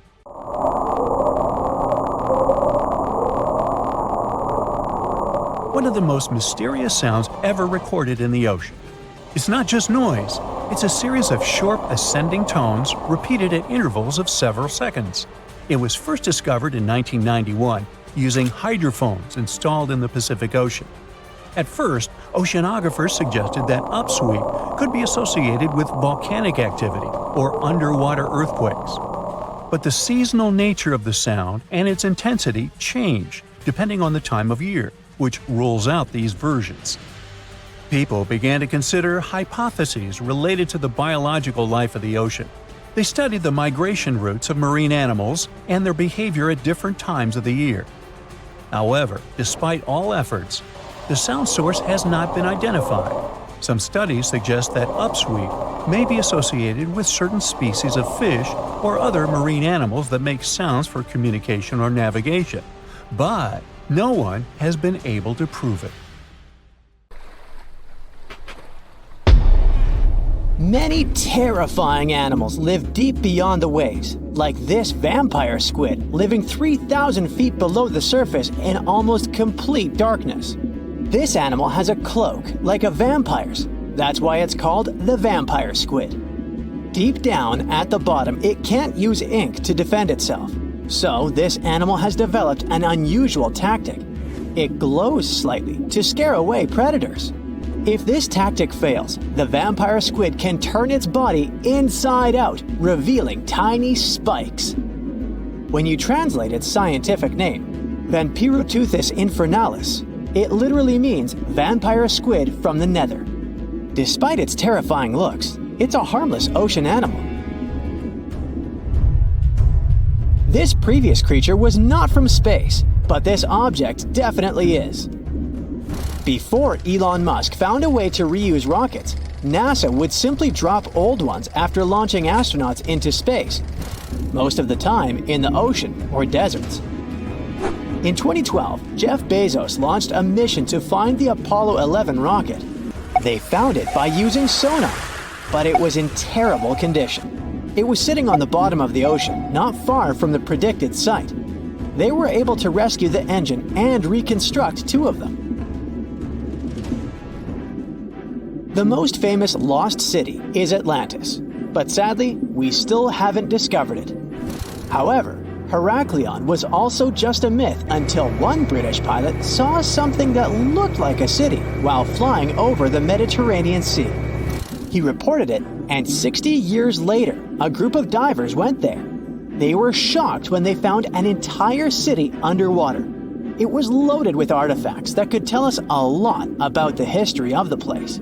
Now it's one of the best underwater archaeological sites in the world. It's believed that the rising sea caused the whole city to go underwater. The Titanic sank in 1912. The wreck was claimed to be officially discovered 74 years later. In reality, though, a fisherman found the Titanic 8 years earlier while fishing in the Atlantic Ocean. He was pulling out his net when he spotted a head stuck in it. Luckily, it was just a doll's head. Years later, after the fisher had passed away, his son sold the doll to a doll collector. She did a lot of digging and research on every person who had a porcelain toy on the Titanic. She found the owner of the doll. Ava Hart was on the Titanic and had a doll with her. Ava survived the catastrophe by a miracle, but her toy didn't. Hart even wrote about the doll in her journal, and every detail matched the toy found by the fisherman. The tripod fish lives deep in the abyssal zone, around 20,000 feet below the surface. It's adapted to such immense depths and uses its tripod fins to stay still on the bottom. This creature doesn't have big eyes, but even if it did, these eyes would be useless in the darkness. Instead, the tripod fish uses its fins like antennas to detect any movement in the water. This creature doesn't have much luck when it comes to its love life, so it had to develop unique tactics to reproduce. One fish can be both male and female. The next bizarre creature is the lizardfish. It has tons of razor-sharp teeth, a huge mouth, and really big eyes, which it uses for hunting. All this makes the animal look freaky. The lizardfish lives at depths of around 11,000 feet in the midnight zone, where there is zero light. This freak of nature basically eats everything it can fit inside its mouth, from small fish to other lizardfish. On the other hand, When they see other reptile fish, they probably fall in love instead, because finding mates at those depths is not an easy task. Like the tripod fish, the lizardfish can be both male and female at the same time. When you think of a river, you usually picture it on land. Still, nature is quite unpredictable, and it created a river flowing under the ocean in California. It's running at a depth of around 2 miles. This river has everything that an ordinary river has: sunken logs, trees, and rocks. And despite its uniqueness, it's not the only one in the world. There are also others in the Amazon and Greenland. A terrifying creature was discovered near Angola's coast by a remote operating vehicle. It looks like it doesn't have a head or a body. It was sitting at a depth of around 4,350 feet below the surface. After doing research, scientists concluded it wasn't anything from a sci-fi movie. It was just a cluster of siphonophores stuck together. In 2015, some random guy was diving in Caesarea, and something shiny caught his eye. He reached out, grabbed it, and realized it was a gold coin. After that, he examined the bottom and found out that there were many more. He reported the incident to the local authorities, and they concluded that he had found Arabic treasure. The coins were made of solid 24-karat gold and were a few thousand years old, but due to the perfect salinity and temperature, they looked brand new. The coins belonged to a ship carrying cargo. It was caught up in a storm and unfortunately sank. One of the weirdest things ever discovered was found in the Baltic Sea. It's an anomaly that looks as if it was created by a different civilization. It was discovered by Swedish researchers, and they basically had no idea what it was. They had to ask tons of other scientists for their opinions. When you look at this formation from above, it's 200 feet long and looks exactly like a fallen spaceship. It's hard to believe that it's a natural formation, but spoiler alert, it's totally made by nature because the Baltic Sea has gone through many erosions throughout history. Most likely, the bizarre formation is the result of these processes. A group of divers in Madagascar were shocked when they found this 7-foot monstrosity of a knife on the seafloor. The speculation started immediately, and many said that the knife was from some giants that had fought megalodons and lived on Earth thousands and thousands of years ago. That could make a nice story, but the knife is most likely a movie prop that was lost at sea. One of the ocean's most bizarre animals is the frilled shark. It's believed that this fish is the reason for all those sea serpent stories that sea explorers of the past wrote about. These animals live pretty deep in the ocean, but sometimes they can be seen in shallow waters. It's super rare, but possible. The frilled shark has a big mouth sporting around 300 teeth. It also has a long body that looks like a lizard's, and it is truly a unique species of shark.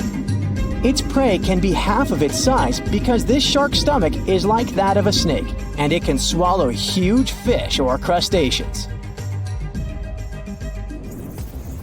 Spotting a few worms in your garden is no big deal, but after seeing a 26-foot long one in the ocean, you will make your wetsuit a little wetter. This worm is super rare, and it's completely harmless to humans. It's actually not a giant worm. It's a cluster of zooids that are stuck together in a worm-shaped formation. They usually only eat plankton, bacteria, and other tiny things that can be found in the ocean. Probably the scariest thing in the ocean that is 100% real is the Magna Pinna, which can be found at crazy depths of 20,000 feet below the surface. This monster looks like an underwater Slender Man, but it's just a squid with really long tentacles that can reach a terrifying size of 8 feet. This guy has only been seen a few times, and basically, we don't know much about this creature so far. Pluto, an ex-planet and now the most famous dwarf planet in our solar system, is hiding somewhere far, far away in its dark corner. the temperature of Pluto's surface is freezing. I mean, wow! At first sight, it's just a distant, icy, and barren celestial body. But could Pluto be hiding something? Maybe even life? Scientists found out that, despite it being so far from the Sun, its interior is still warm. It's been that way ever since Pluto formed. Under the haze-layered atmosphere of Pluto, there's a frigid surface full of craters and impure water ice. There's also a large impact basin flooded by frozen nitrogen. And below that icy crust could be an internal ocean. When the surface of a planet stretches, it mostly leaves many fractures behind. The same goes with Pluto. You can see there are numerous cracks across its water-ice crust. They're of all ages. Some even possibly date from 4.5 billion years ago, from the times when Pluto was still forming. The dwarf planet probably grew because it slowly accumulated small pieces of icy material. It condensed during the time when the outer region of our solar system was forming. This process was going intensely and fast enough to melt the base of the icy layer. The surface of Pluto extended as liquid water at the top of the ocean froze onto the base of its ice crust during its first 500 million years. The ocean may have stopped freezing for the next billion years. The buildup of radioactive heat temporarily balanced the rate of heat escape to space. But as Pluto produced less radioactive heat over time, the roof of its interior ocean continued to freeze, and it probably turned into a 120 miles thick layer between the rock and ice. Crusts were the first hint there might be an ocean there. Scientists got the second potential piece of evidence when they realized the icy shell had managed to glide across an essentially frictionless interior and reorient itself. And it's not just about the ocean here. The cool thing is that wherever there's water, there could be life. A potential ocean under an icy crust is not something that possibly exists only on Pluto. Some icy moons of our solar system have it too, like Saturn's moons Enceladus and Titan, and Jupiter's Europa. Enceladus and Europa could both have salty liquid oceans. Plus, they have similar water plumes erupting from their interior. These geysers tell us these moons have their own source of energy, probably because of radiation or gravity. Either way, that energy is what could support life. Have you heard of Ceres? It's our closest dwarf planet, the biggest object in the asteroid belt between Jupiter and Mars, and the first asteroid we discovered at the beginning of the 19th century. People even called it a planet then. Although it's not so popular, there's a possibility Ceres has a subsurface ocean too. Geysers could be the first sign of that. The water vapor plume could be a result of a meteorite strike that exposed subsurface ice to outer space. Ceres may have its own atmosphere too. This dwarf planet is relatively far from the Sun, but its surface temperature could go up to -37 degrees Fahrenheit. At these temperatures, if there was water ice at its surface, it would quickly change to gas, and this could create an atmosphere around this intriguing dwarf planet. Not just oceans, there are many volcanoes across our solar system too. Mercury, Venus, Mars, and Io, one of Jupiter's moons, have them. But apart from the Earth, Io is the only one that has more than 400 active volcanoes. 150 of them erupt at any given time. Scientists suspect there could be some volcanic activity on Venus and Jupiter's moon Europa too. But they can't check if that's true because Venus has an extremely thick atmosphere and Europa has a thick ice shell. And even though volcanoes in other spots are no longer active, we know they used to be because of specific landforms they left behind: hills, valleys, plains, mountains, and especially lava channels. It's like when you're watering your plants on the front porch, you see water flowing down your sloped driveway along specific pathways. This creates small channels, a lot like lava does.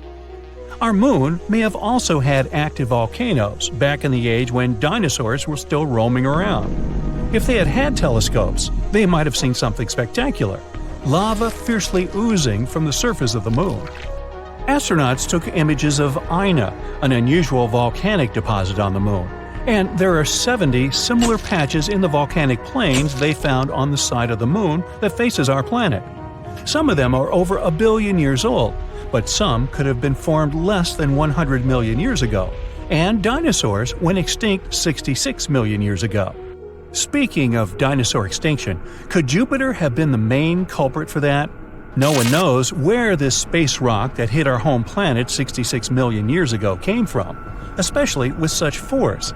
It left a crater off the coast of the Yucatan Peninsula in Mexico, and it probably caused earthquakes, tsunamis, and fierce volcanic eruptions that brought troubles not only to dinosaurs, but to nearly 3/4 of all animal and plant life on Earth. But some believe Jupiter was the one that flung the comet into the Earth. Gravity is a tricky force that can make the solar system act like a big pinball machine. Jupiter is our most massive planet, which means it has extremely strong gravity. It's like a guardian of our solar system that kicks many incoming comets away, sometimes bringing them pretty close to the Sun. As they get there, these comets can experience extremely strong tidal forces that break them apart and, in the end, create long chunks of a comet. And one of these chunks probably went towards the Earth. Have you heard of the story of Triton? Neptune has 13 moons, and Triton is the largest of them. It's the only giant moon in our solar system that has a retrograde orbit. It means it circles its parent planet in the opposite direction of its rotation. Scientists believe that's because Triton used to be in the Kuiper Belt, a disc-shaped area located in the outer solar system, past Neptune's orbit. And it's possible that Neptune's gravitational force pulled it out of that region millions of years ago. Pluto may have originated within the Kuiper Belt too. Pluto and Triton are almost the same. They have similar density, mass, and surface material. Now Triton is locked away in synchronous rotation with its parent planet Neptune, far away from what we believe is its homeland. Now, the most distant object we've discovered so far in our solar system is a mysterious planetoid called, wait for it, Far, Far Out. 1 astronomical unit is the average distance between the Earth and the Sun, around 92 million miles. Well, Far, Far Out is 132 astronomical units from the Sun, 4 times farther away than Pluto. Since it's so far away, Far, Far Out needs about 1,000 years to finish a single circle around the Sun. Far out! Have you ever imagined what would happen if 2 gas giants collided? The chances are small, but if something like this happened, not much matter would be lost, although it depends on the angle and the speed of impact. A head-on collision would make them completely merge and not lose any matter at all, whether we're talking about their gaseous envelopes or their solid cores. But at high speed, their 2 cores would merge and both planets would lose most of their envelope gas. At very, very high speeds, bam, both are gone. If there was an oblique collision, 2 cores could completely avoid each other. Planets would merge, but a substantial fraction of their gases would vanish into space. And in a very oblique collision, kind of like a sideswipe, planets would keep going like nothing happened. There's no evidence for that, but one theory even says Jupiter and Saturn, or at least one of them, might have formed by merging from smaller gas planets. Yep, it's all about gas. What's the scariest predator under the ocean? The crocodile? I don't think so. Loch Ness Monster? Please, it never existed. How about the Chronosaurus? Well, it is extinct, but you might be onto something. Let's take a look at what it'd be like if these creatures were still around today. First things first, what on earth was it? The Chronosaurus was a marine carnivore that lived in the cool, high-latitude Eromanga Sea. It covered vast areas of inland Australia between 90 and 120 million years ago, during the early Cretaceous period. Near-complete fossils of the creature were also found near Colombia, which is a country that has a noted connection to prehistoric reptiles and turtles. This fact makes it extremely possible that the monster I'm about to describe existed worldwide. You might have heard saurus and thought, oh, it's a dinosaur. But these were actually reptiles. They were the largest member of the Plesiosauridae family, referred to as plesiosaurs. Fossil evidence suggests they weighed over 20,000 pounds and were roughly 30 feet in length. Just to put that in perspective, the longest crocodile ever measured was a saltwater crocodile by the name of Lolong from the Philippines. It was 20 feet in length and weighed just under 2,500 pounds. And that's still 10 feet shorter and incredibly lighter than the average Chronosaurus. making the crocodile seem like nothing more than a glorified goldfish in comparison.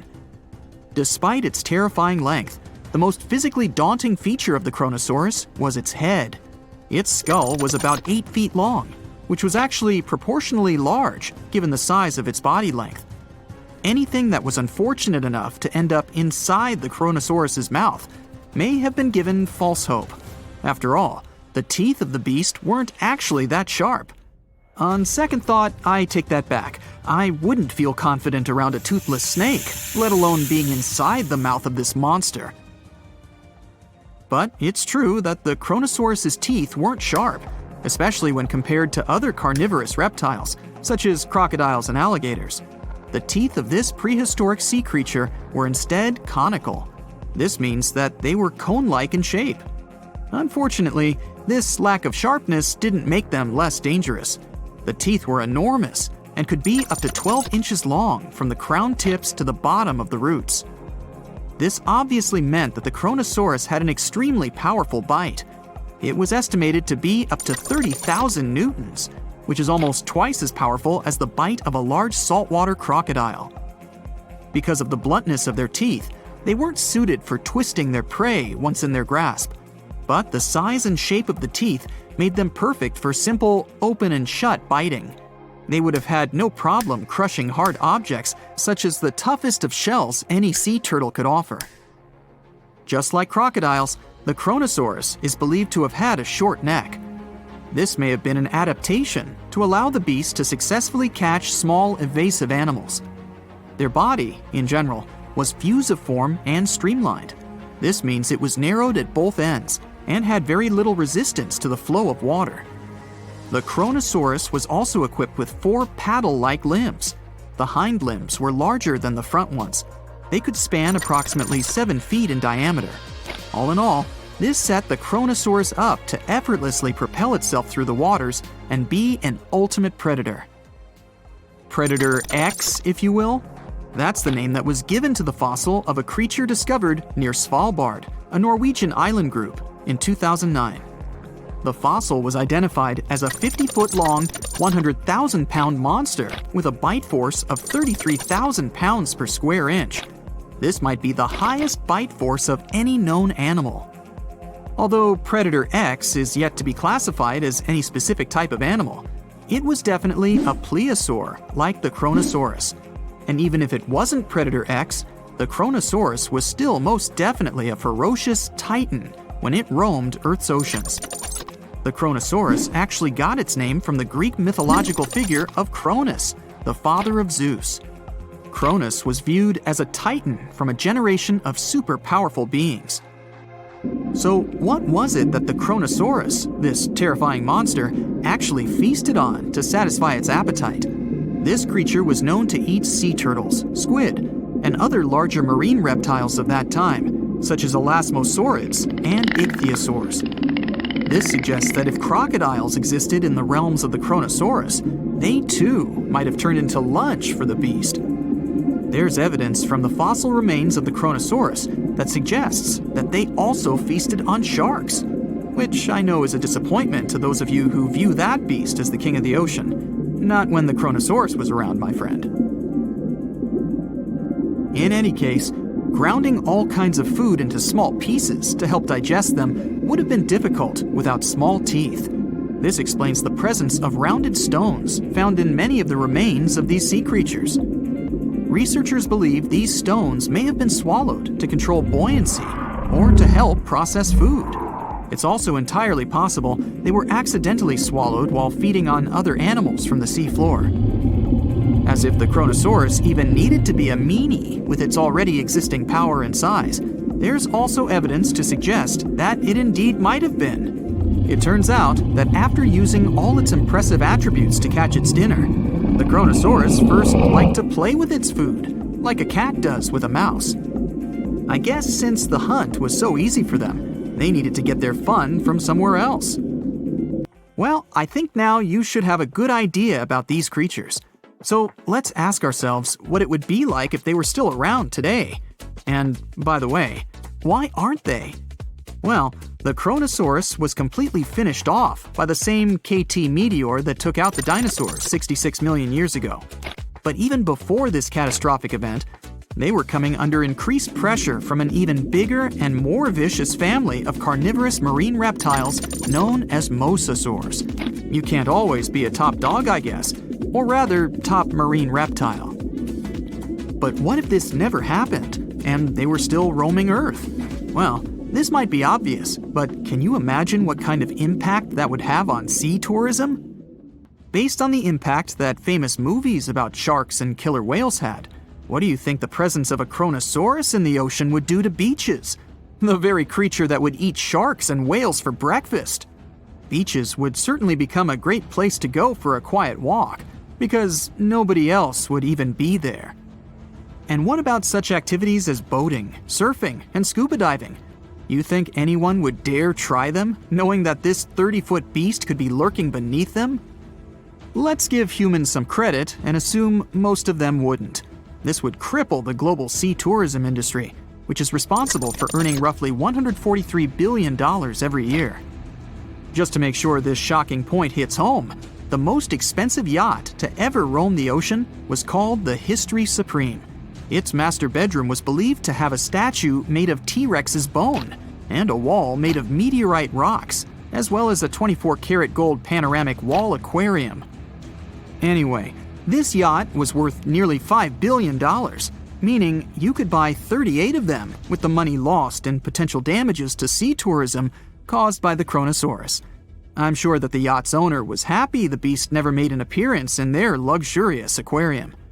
So luxurious, in fact, that some people believe the History Supreme, reportedly owned by some business genius from Malaysia, never even existed.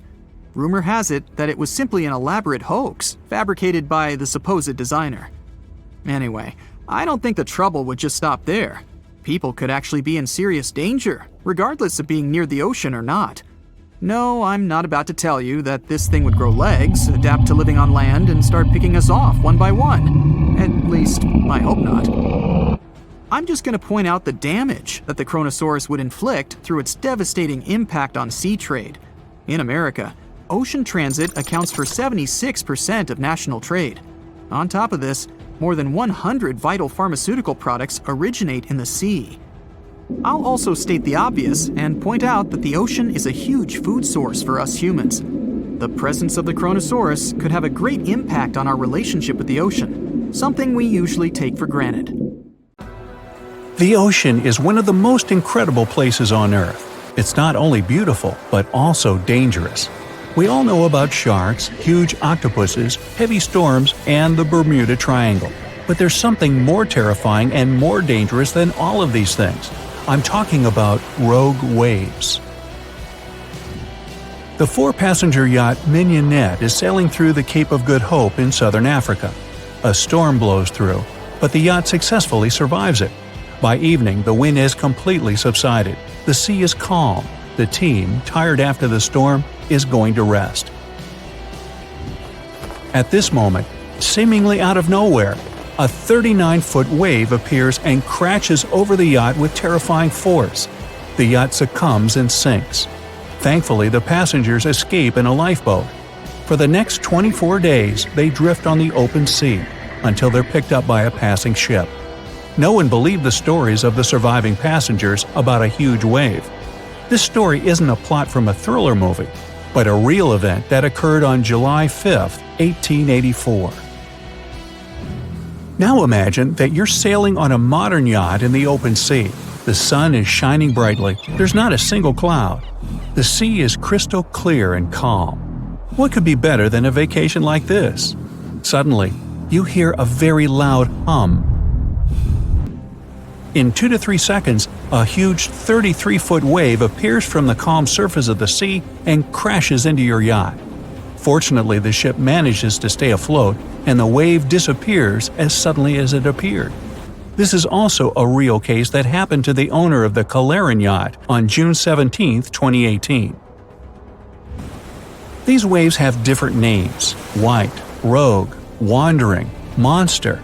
The French call them a bad joke. Unfortunately, there's nothing to laugh at. A meeting with such a wave usually ends with a sunken ship. Sirens, sea monsters, the anger of Poseidon – this is how people explain the appearance of massive waves in ancient times. Christopher Columbus was the first to write a note about a rogue wave as a natural phenomenon. In August 1498, his team explored the shores of West India, later America, when suddenly all of the crew members heard a deafening roar, and then a towering 88-foot wave appeared out of nowhere. Fortunately, the wave passed by, and Columbus went on his way. After that, a lot of reports were recorded about this phenomenon, but no one believed the sailors. Mermaids, kraken, and now monster waves? Come on, guys! This is the typical reaction to anyone claiming to have witnessed the nightmarish waves. Even when a 74-foot rogue wave suddenly fell on the British liner Queen Mary in 1942, the 15,000 people who lived to tell the tale were rarely taken seriously. Only in 1995 was the rogue wave officially recorded with special instruments. That day, an 85-foot wave hit the Norwegian gas platform Doppner. In order to study the nature of these waves, in 2000, the European Union created an international project called Max Wave. As part of this project, scientists launched 2 satellites to monitor the world's oceans. However, they ended up with more questions than answers. There's a special wave theory, according to which the larger the wave, the less likely it is to occur. Max Wave satellites managed to record waves up to 82 feet. But here's the most interesting part. Such a wave should only appear every 200 years. But satellites discovered 10 monster waves in the first 3 weeks of operation. 19 years have passed since then, and we still know very little about it. The worst thing is that scientists have no ideas about how to predict the appearance of these waves in advance. Modern radars and sonars have recorded the proportions of these waves. Their height reaches from 39 to 164 feet. Their speed can reach 62 miles per hour, and their life expectancy is from 20 seconds to 2 minutes.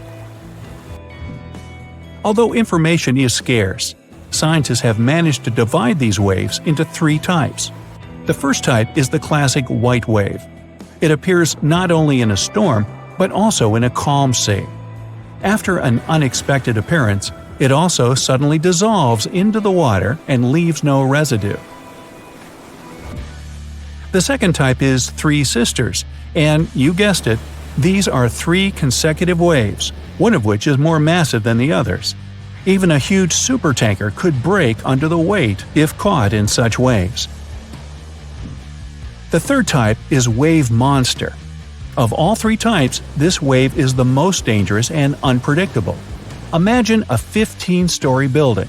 The spectacle is certainly amazing, but I wouldn't want to see it in real life. Anyway, you can watch a lot of videos with rogue waves on YouTube, but after you watch our video. But what provokes these lonely waves? No one knows for sure. Perhaps rogue waves are of the same nature as tsunamis? Well, not at all. Tsunamis occur as a result of underwater earthquakes and grow as they draw closer to the coast. Some believe that they appear when the surface sea current encounters a strong headwind. Others are sure that the waves are born from the collision of warm and cold currents. Still others are convinced that it happens because of gravitational anomalies, when gravity sharply decreases or increases. There's also the theory of wave interference, small waves combining to form one big one, just like a snowball. But the most interesting theory is that waves form due to kinetic vampirism. Insert Dracula joke here. According to this version, under certain natural conditions, waves acquire the ability to exchange kinetic energy. And among all the waves, there will be one vampire wave, which will absorb the energy of the others. After accumulating enough energy, the vampire wave splashes it out. This theory explains the impact force and its sudden disappearance. Some oceanographers believe that rogue waves are to blame for the disappearance of ships in the most mysterious place in the Atlantic Ocean, the Bermuda Triangle.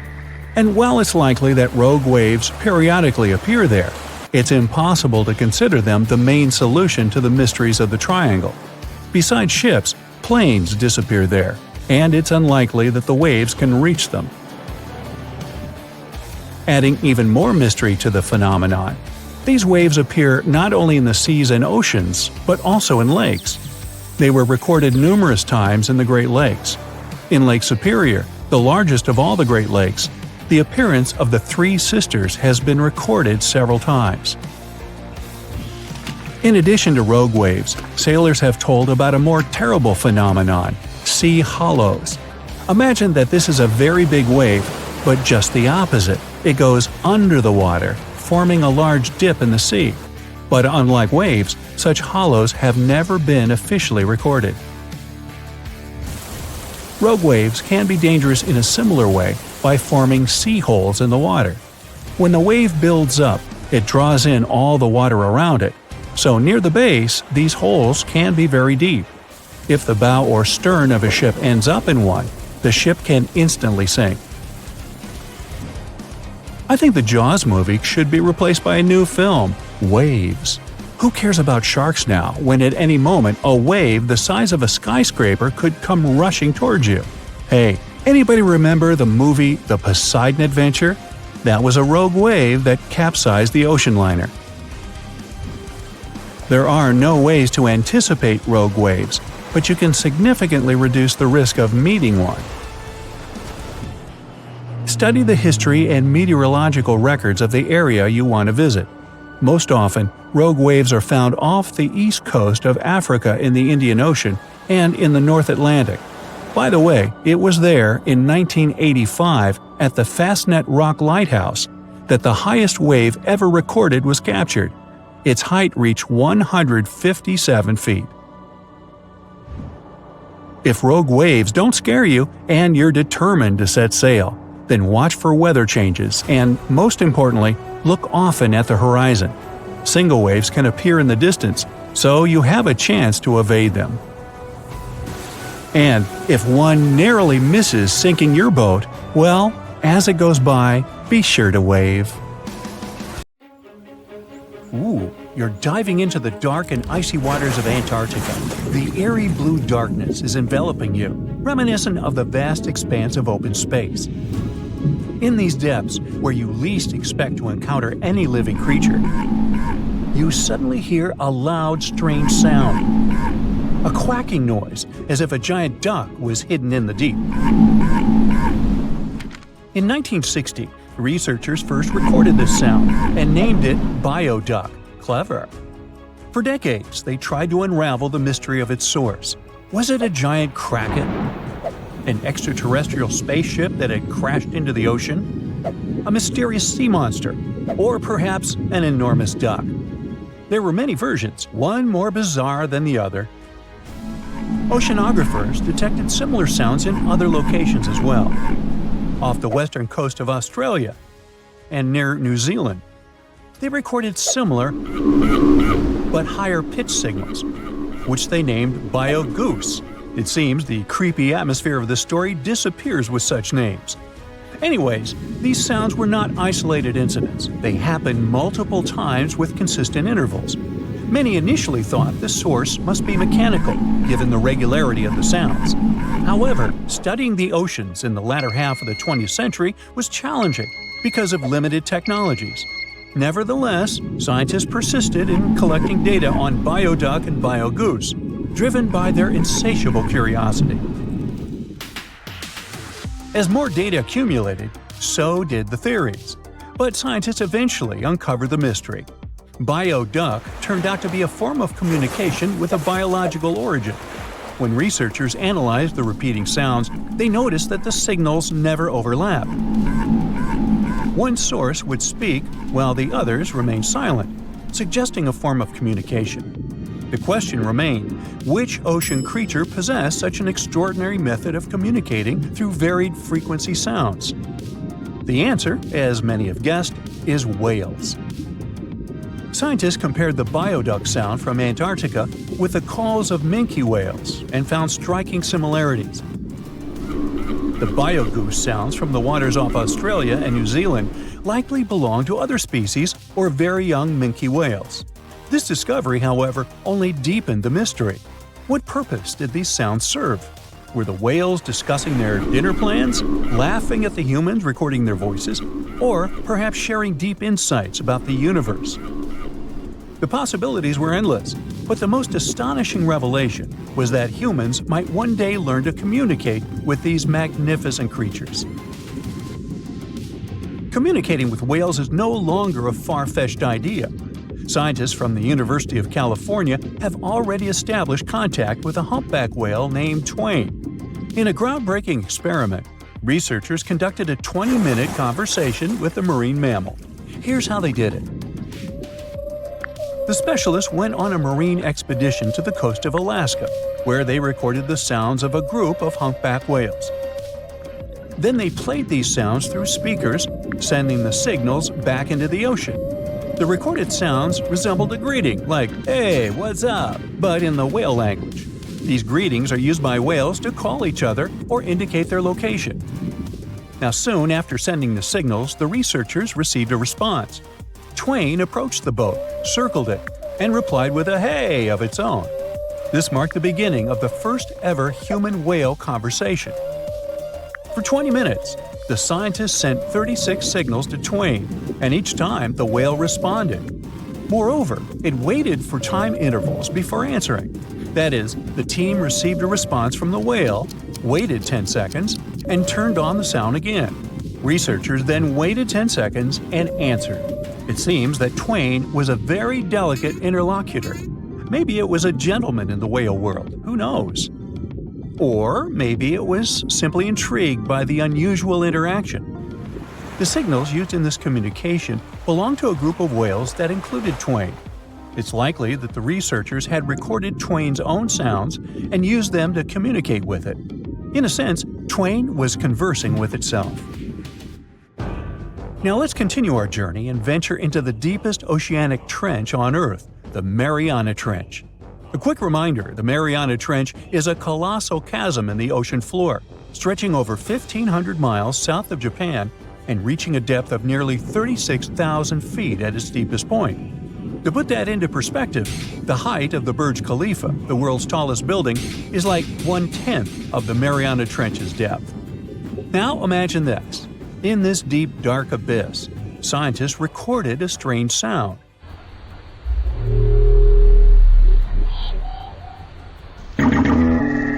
Unlike bioduck, this sound resembled something from a science fiction movie, a low rumble, followed by a metallic ping, reminiscent of the sounds made by spaceships in sci-fi movies. Researchers named this mysterious phenomenon biotwang noises. Scientists first detected this strange sound in 2014 during an acoustic survey of the Mariana Trench, and they quickly identified its source: whales, specifically Bride's whales. Using artificial intelligence, researchers analyzed around 200,000 hours of audio recordings from the ocean and found matches with a group of Bride's whales. Like other animals, these whales use sounds as a form of communication. Now, did you know what else was found at the bottom of the Mariana Trench? A plastic bottle. It's unlikely it was done by a kraken or a whale or some type of monster. Everything is simpler here. The bottle ended up there because of a human. But that's a topic for another video.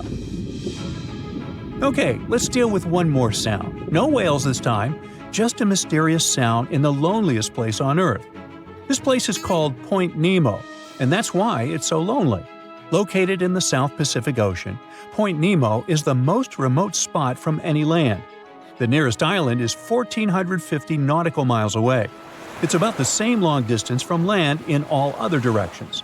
Moreover, here, there's almost no marine life, since few water currents reach this spot, and therefore few nutrients are supplied. In a sense, it's a water desert. And so, in 1997, oceanographers recorded a very strange and frightening sound coming from the depths in the area of Point Nemo.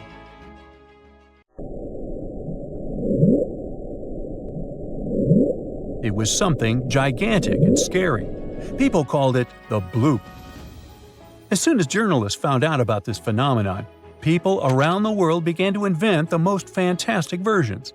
The most popular of them was that the sound source was a giant sea monster, kraken, or some other creature. The hype around the bloop didn't last very long. Scientists managed to find out the nature of the mysterious noise. It turned out it belonged to an iceberg. When they crack and collapse, they create powerful ultra-low frequency sounds that can be heard from a very long distance. To confirm this version, scientists recorded the sounds of other icebergs and heard something similar to the bloop. Oh, by the way, Point Nemo is so lonely that space agencies drop out-of-service satellites here. Space objects just fall in the water. There's a 99% chance that no animal or human will be harmed by falling debris in this lonely place. That's why many people call it the satellite cemetery. But what if, someday, a spaceship from another planet falls here? What if it has already fallen in Point Nemo and sometimes emits an emergency signal that breaks through the ocean? Ooh. All the mysteries you have heard have already been solved. How about we end this video with a mystery that still baffles scientists? Meet upswep.